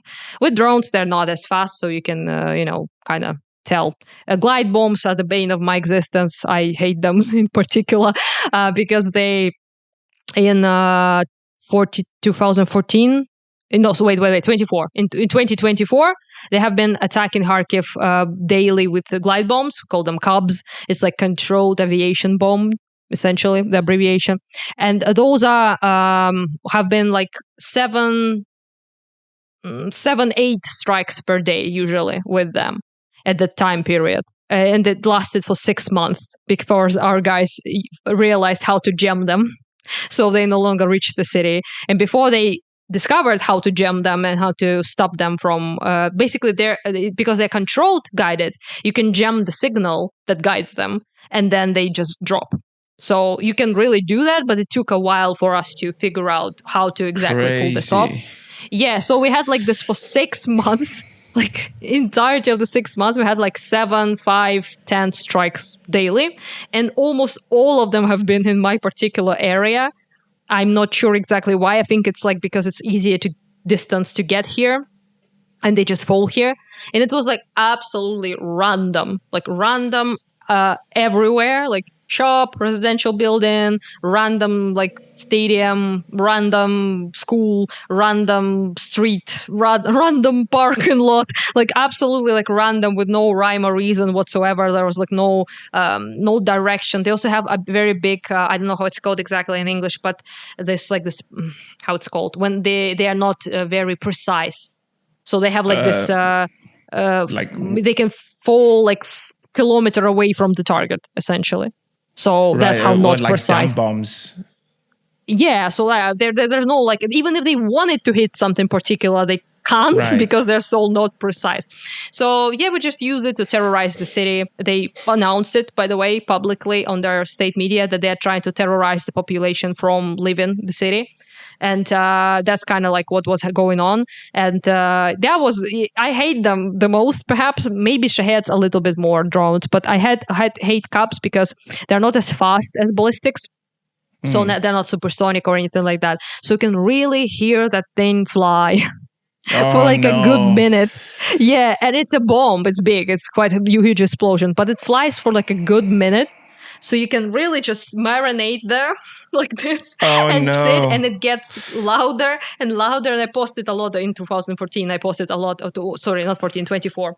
I posted a lot of like glide bomb footage like this, that I would just sit and it gets like closer, and then it explodes. And you can really have time to be basically afraid. That's the worst thing, because ballistics don't really have time. There's no time to even be spooked. It's just too fast. You're like, oh, it exploded. You know? And with the glide bombs, it's like you really hear that thing closer. Sounds a little bit like a plane, in my opinion. So yeah, that's kind of like, I don't know, like the best way to describe it in like simple terms, I guess. For how you deal with that sort of thing, I mean, you just deal with it. That's all I can say. Yeah. Like, it's just, people are quite adaptable creatures, cockroaches, some may say. So high adaptability skills. So we kind of like, become used to the new normal, quote unquote. So you kind of like become accustomed, I guess, to almost anything. So, for example, to be like a random ass day of mine, like I would get up, for example, right? And I'd be like, having a very not great time because Russians didn't allow anyone to sleep again 5 days in a row, 10 days in a row. And you're like, coffee, tea, something. So you go to the kitchen, you make yourself like a coffee or tea or something, and you just like barely sentient at that point. And then boom, explosion somewhere. And you're like, and you go with that to the corridor. Sometimes I bring my tea or my coffee with me, basically. So I'm just a little bit happier over there. So I would go like there and I would wait it out, right? And then I call someone like my family or friends and ask them, are you fine? Like, where the hell was this? Like, conversing basically. And then you will continue just like nothing happened to go to work or go like about your day and all that. And then you have on your phone, you'll read like the notifications, how many people were killed or how many people in that particular strike were like maimed or like what happened exactly. The, fire squad people will like arrive there, firefighters try to take the fire down somehow, like save people there. And that's kind of like this. And then it goes to the evening, for example, and then there's like this big drone like attack, like 15 Shahed drones exploding all over the place. Same. You also read like hit the residential building, like 5 people found like dead, like 15 injured, kind of like this. And you just, that's it. That's pretty much how it works. It's kind of like a lottery a little bit. Because you don't really know where it will hit. And also you can't be too happy because if you're like, it's not me, but it's like someone else, so you can't like afford to be too happy when you're not hit because like it's someone else was. And you're just kind of happy it's not you, obviously, but at the same time it's not like this boost of morale. It's just you wait for things to be. Recently actually got that little bit of a spook because it was pretty close, and my door, the balcony door, like right here actually where I sit right now, it got like a little bit like fucked up a bit, I guess, by the impact. It's not bad. It's like I pushed it back basically, and it works. But and it's just it's just things like that. And my friend who lives on the other part, completely like separate, different part of the city, recently, like a month, I think, or so, or two, something like that. I think 2 months ago, they had like 3 days in a row, 12 or like 15 Shahed strike directly across where they live. Like 3 days in a row, and he will send me like videos, and he's like, these fuckers again. And like every day, basically, and he's not them again. Yeah, it's just exact same place. I don't know what they were trying to do there exactly, but they were just exact same place. They had like coordinates, I believe, to attack this place for some reason, and they were just going at it like 3 days in a row. And I was like, I'm thinking to maybe like move into my father's place for like a couple of days, and I'm like, perhaps wise. Perhaps wise. Yeah, but he didn't, by the way. He just decided to stay. But yes, yeah. And then he showed me like his building entrance. All the glass was crashed and fell off and all the windows in the apartments were smashed. But his was completely fine. His was like nothing, no glass anywhere. And he's like, it is the same Azerbaijani guy I spoke about before. He's like, protected by Allah. And I'm like, sure, buddy. Whatever you want to believe, whatever helps you. Yeah, I'm like, they didn't, the rest Allah of them really didn't break so the hard. Iranians right now. I mean, I honestly don't begrudge people literally anything. Like whatever like helps them to whatever to helps you. Yeah. But that's I mean, even the way that you speaking about it so nonchalantly is, I mean, it blows my mind. You're like, yeah, my door got f***ed up by a bloody bomb. That's crazy. That's yeah. It's all right now, people. We saved the door. Yeah. So the door survived. I had a question and a statement. The statement was, I mean, as horrible as that is that like the best Russia can do? Like I thought they were like this huge superpower with like unlimited money that's what they do. That's Yep. That's it's just I mean, obviously it's horrible, but it's some weak ass sauce. Like in terms of 100%. I understand what you mean. Like it's terrible for us, obviously, because we're like 30 times bigger than us, like 30 times better equipped, all of that, right? Of course, that's a huge, monumental, difficult battle for us. But in a like grand scheme of things, they have a huge monumental battle with us. With people who didn't have an army before 2014, let's be real. So Crazy. it's just I understand like perfectly what you mean. There's nothing like it's just that sometimes people would bring up, right? You heard multiple times from MAGA, from Trump crowd, essentially like, oh, they bombed like the they did the spider web like strategic bombers, right? Now Russia will like take the gloves off and they will like retaliate. And then every time since 22 we have been Ukraine attacked their like flagman ship. Now Russia will take the gloves off. Ukraine attacked like this thing. Now Russia will take the gloves. Like how many pairs of gloves do they have like on? Like I don't know. It's just it's really what they're doing now is the only thing they can do really besides nuking. Like that's I guess would be a different thing, but other than that, it's just that all they can do they're already doing. So it's not like it's they're trying their fucking damn hardest. Every day they try to break through. In my guys who like from 43rd Brigade, who are at the Kupiansk, for example, region, I know helped them a lot, but got them a lot of cars and things like that. And they every day they push them off. So they advance every day. So there hasn't been a day that they haven't advanced, right? So they're doing everything they already can do. It's just that we are not doing everything we can do, unfortunately, because of the limitations we had of our partners, because of the prohibition of long-range strikes that we had literally forever, and also, of course, because we don't have arms to do it. We don't have enough long-range missiles. We don't have enough like artillery pieces. We don't have enough drones other than what we produced. We are trying to catch up, but they get so much stuff from Iran and Korea and China as well. So it's just it's quite difficult for us in that sense. But if we did have like proper support, proper supplies, supplies, reliable supplies that you can really proper strategically use. So you can like, I will have this amount of like shells on this month, right? We don't have that. We can't even strategize like that because we don't know how much time it will take for allies to actually like do anything and to put like a stamp of approval. How much time Orban is gonna veto shit in Hungary, right? So it's just it's just complicated situation. Yeah, it's complicated situation. But in a grand scheme of things, considering the differences between us in terms of like size, power, armaments, and human material, they should be like sweeping. Like they should be like, it should be easy, but it's not, because we are badass, first of all.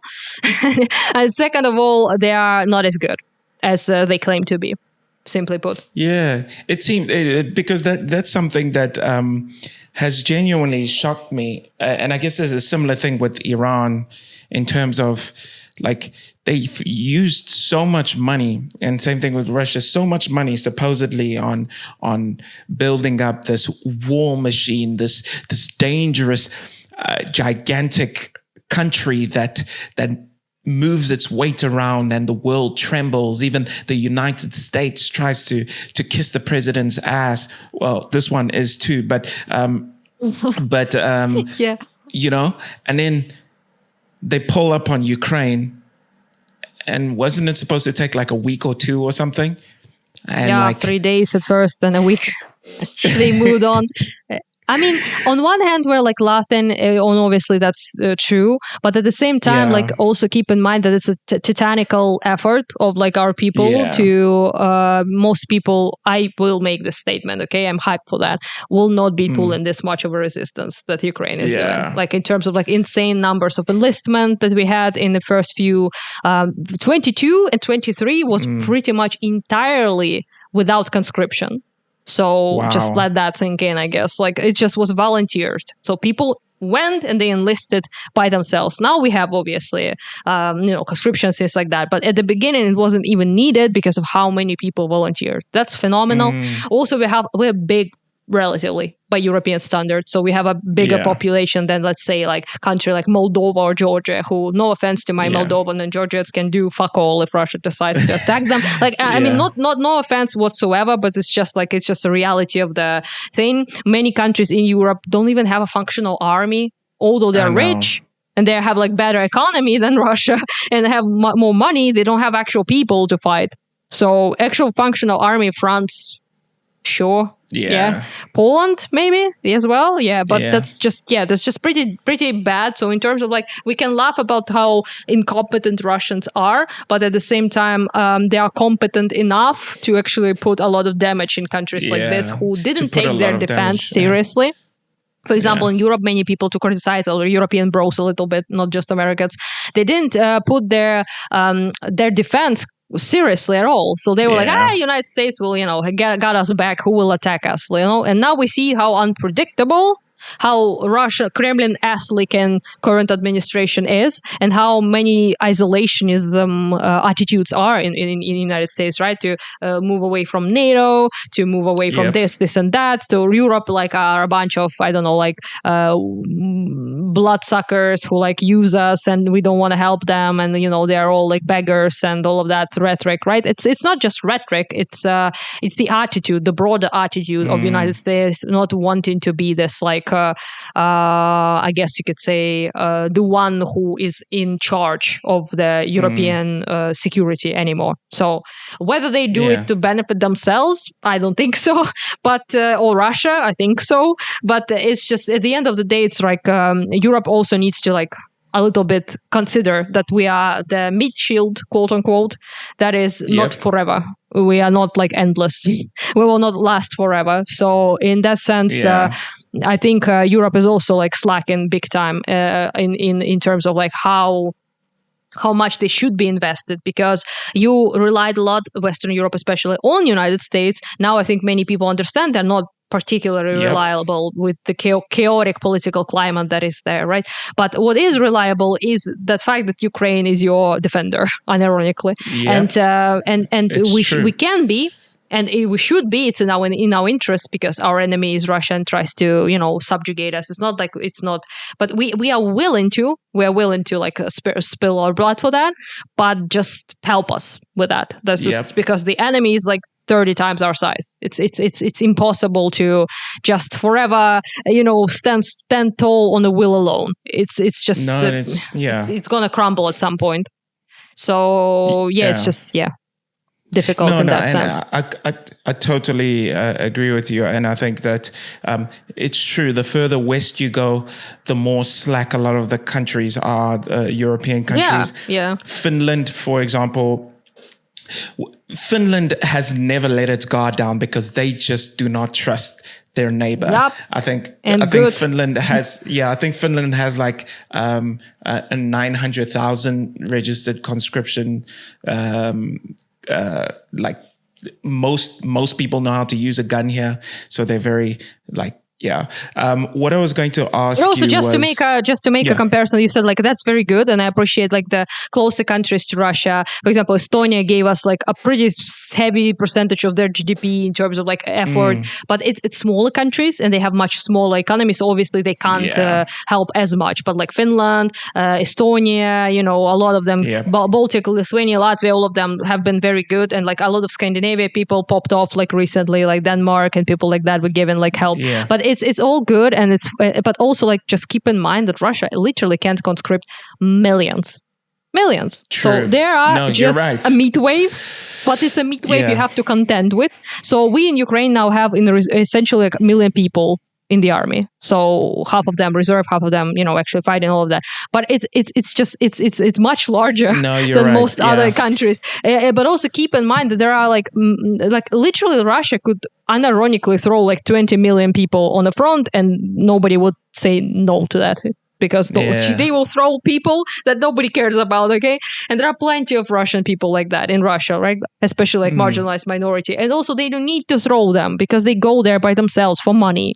Because money. that's the only way for them to earn money. So people would just enlist in Russia voluntarily because that's the only way out they see from a shithole they live in. So it's just a completely different, like, yes, there are unqualified, yes, there are not trained properly, but you can still win just by the sheer mass of people you're throwing, unfortunately. Like a meat wave sort of thing. I guess which I guess why the Operation Spiderweb was so mind-blowing for everyone, because I think Ukraine knows that, obviously because of the sheer numbers, I mean, what are you going to do?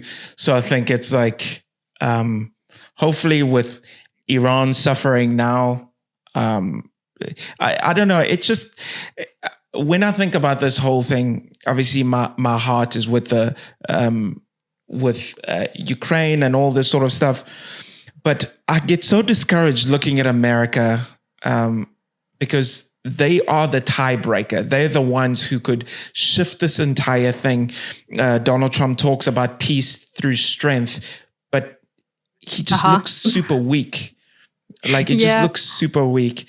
And what I was going to ask you before we end was, what exactly is it that you're doing in your day-to-day life, and how are you helping the soldiers and stuff? So technically, like I started doing like bigger volunteer projects, and after my appearance on CNN, which was it was a while back, but basically what happened, like in a short way, is that my cousin worked with ITV News, which is a British news thingy, and she worked with them as a translator and as a fixer, getting stuff done for them, things like that. Basically, assistant journalist is what many Ukrainians do as a job now. And she was like, called me, and she was like, "Do you want to do this diaries surviving in Kharkiv shit, basically in English?" And I'm like, I don't know, I don't have any camera experience. I didn't have Instagram, nothing. I'm not the kind of person who takes selfies and posts them and all that stuff. Now I do, I guess, a little bit on Twitter, but before that. I didn't do that. And she was like, come on, you'll be good. Like, you know the language pretty well. You know, you can speak and you can do it. And I'm like, okay, I'll try it. So I started filming like this daily life in Kharkiv under siege, essentially. And this video became quite popular and a lot of views and all of that. And then CNN bought it. And they showed it on their stuff, I think, from ITV News. And then Anderson Cooper team WhatsApped me, I believe, and they were like, do you want to appear on like Anderson Cooper's show? And I'm like, yeah. I think so. Yeah, so I was a little bit like, surprised they wanted to speak with me because I'm not like a celebrity or anything. But they were like at the time speaking with a lot of Ukrainians from a lot of places. So I appeared there like I think 4 times, something like that, 4 or 5 times. And then a lot of people watched that and they saw me and they found me on Facebook page, which I never used. I just had it, but I didn't use it. And then they started like, oh, how can we help? How can we do this? And I'm like, actually I can maybe do some like little fundraisers for that. So I started getting like medical supplies mostly at the time. So like medical hemostatic dressings since they stopped the blood and all of that. Then it kind of grew after I spoke with Dylan Burns, who came here. I showed him like my school, my like father's house, all of that. Like he made a video with me, I guess at the center of that video. So then Destiny asked, said like, hey, we want to like pop off after my Hassan screaming. And after I screamed at Hassan, he said like, that's the person you must send me that yeah, link. I want to see it.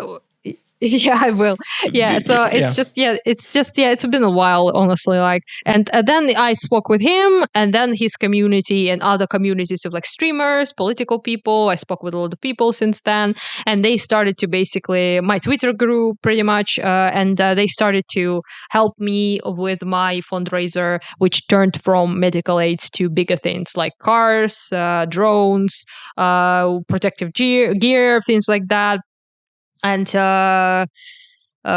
basically that's kind of what it was. I do my fundraisers mostly on Twitter, but also like on Reddit and things like that. And I just post like the video usually of the guys who are like, please help us like get this and that. And I'm like then posting all the screenshots of the money I get and then how I paid for the thing and then how I delivered the thing and how they then said like, hey, thank you very much, like to me and to like other donate. Kind of how it works. You have to be like, in my opinion, as transparent as possible with people when you do volunteer work. Because otherwise, honestly, if you're not like shady and you're not doing anything shady, why wouldn't you be? Like, what reason would there be not to show things?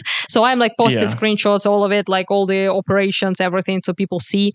And people trust me, and they, with that transparency and everything, they started to really like trust me. And even though I have like I think a high bar of like I'm trusted, I still post everything despite the fact that I have that credit, because like I said, I don't know why wouldn't you? If anyone doing anything, honestly, any sort of fundraiser, and they don't show you where their money goes, don't trust them and never like help them with it. Because there's just no reason.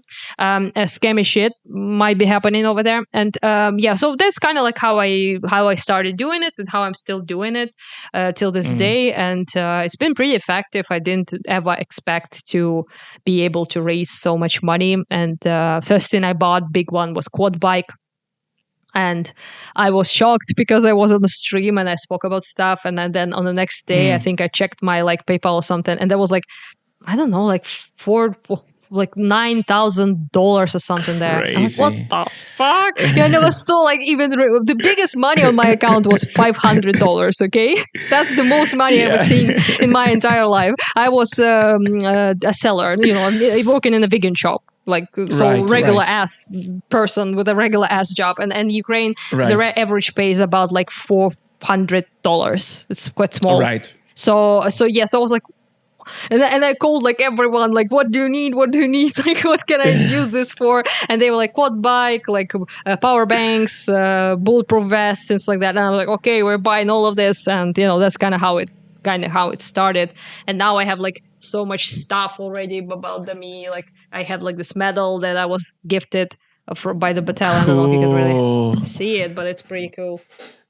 Because you're actually getting real stuff that helps them in the actual war. That's crazy. Yeah, I mean, I have like so much gratitude letters now. I'm not gonna be popping off showing you everything now, but I have like a lot of things that really like people put it on a bigger scale than I thought I would ever be able to. This was like a medal of merit, but it's like probably the biggest thing I have in terms of like status of volunteer stuff.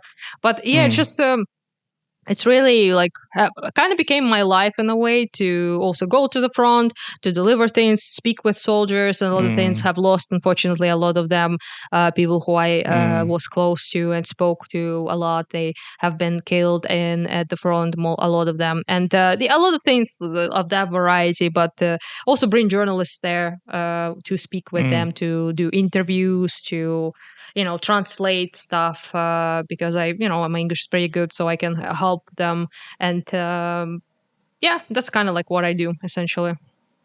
Right, man, that is so awesome. I really, really enjoyed that. I think the first time I saw you was on Piers Morgan, actually. Oh, that one. That one. Many people saw it, seems. I mean, it's a big show, so it makes sense that many people saw it. But yeah.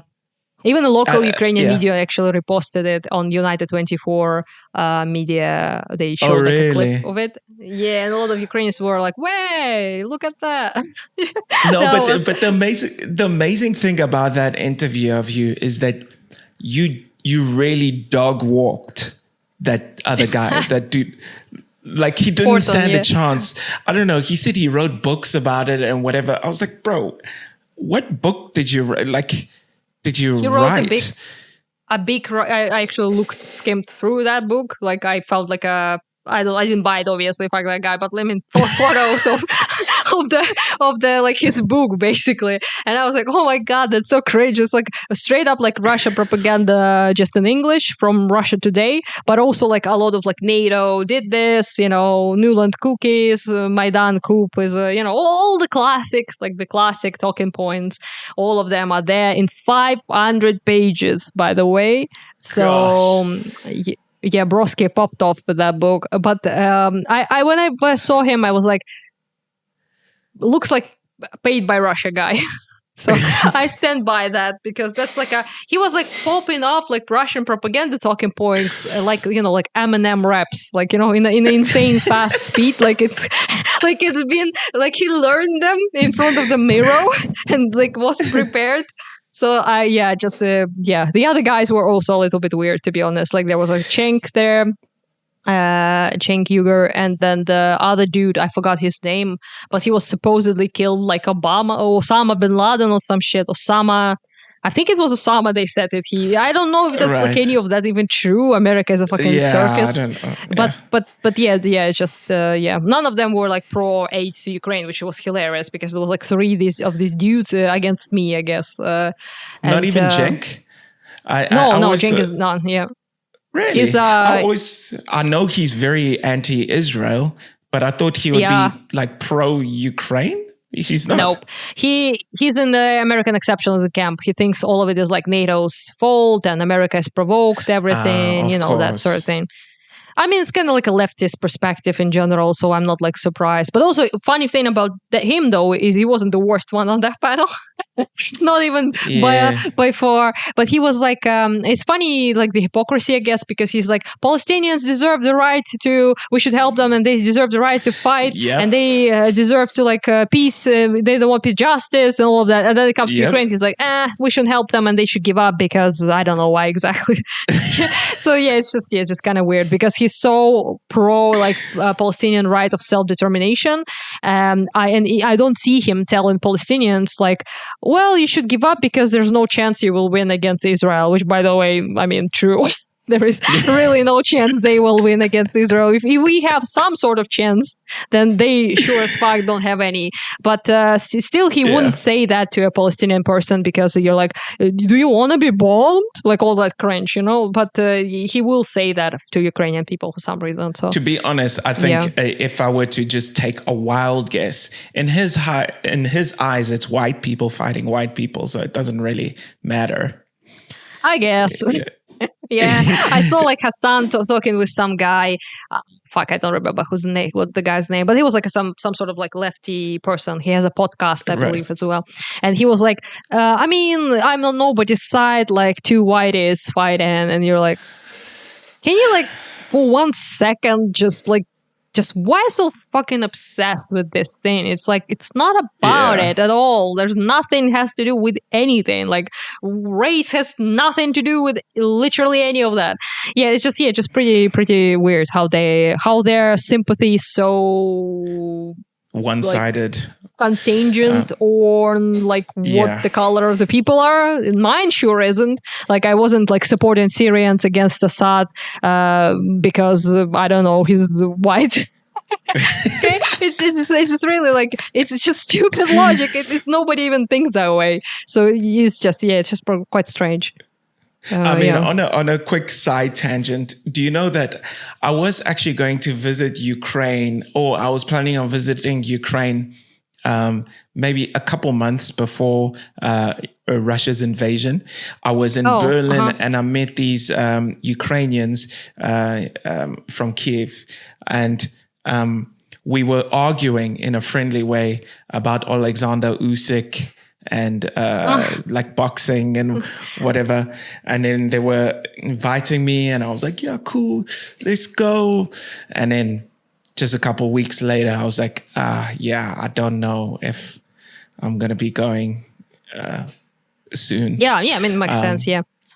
Some people come around here, obviously, mad lads, risk their life to like report shit. We always respect that, of course, but it is a dangerous thing to do. And especially if you have like, I don't know, things to consider like family perhaps, or, your loved ones that will obviously worry about you being there. It's just, it's a completely fine thing to not want to risk your life like that, because Russians don't really discriminate at all in terms of who they bomb in. So it's not like, it's just military objects that are targeted or something like that. So yeah, it's a shame though. I wish I wish you could visit before this shit show. Maybe someday, okay? Maybe someday we will be. Yeah, maybe definitely. someday. I believe I believe it might be sooner than we think. Perhaps. I'm not trying not to be like over hopeful and optimistic. I understand. So yeah, I don't get burned by that. But at the same time, I also still believe in our in us in our like dream and all of that. So I'm not like saying that's impossible, but it's quite difficult to pull it off. But maybe some miracles have been pulled off in history, known to happen. So maybe we will manage as well, because I do think that now is our chance, and we won't have like this chance again, if not ever, then at least not in like decades to come. So maybe this time around we will manage to break the chains, I guess. We shall see. Yeah, I agree. But Anna, thank you so much for chatting to me. I really, really appreciate it. But thank you. Yeah, and I'll let you know when I post this and all that sort of stuff. Yeah, so I can promote it and stuff as well. Yeah, of course. And thank you very much for the invite. I saw like a couple of your tweets as well. I liked and stuff like that. And I saw like the engagement, on Twitter and things like that. Also, like I checked then your channel, because you like commented on a couple of things, on my posts, I mean, and I was like, oh, that's interesting to see like this channel as well. And you spoke a little bit about like Finland as well and things like that. So I was like, pretty hyped to come around, and it was a lovely time. So thanks for having me on. I appreciate it.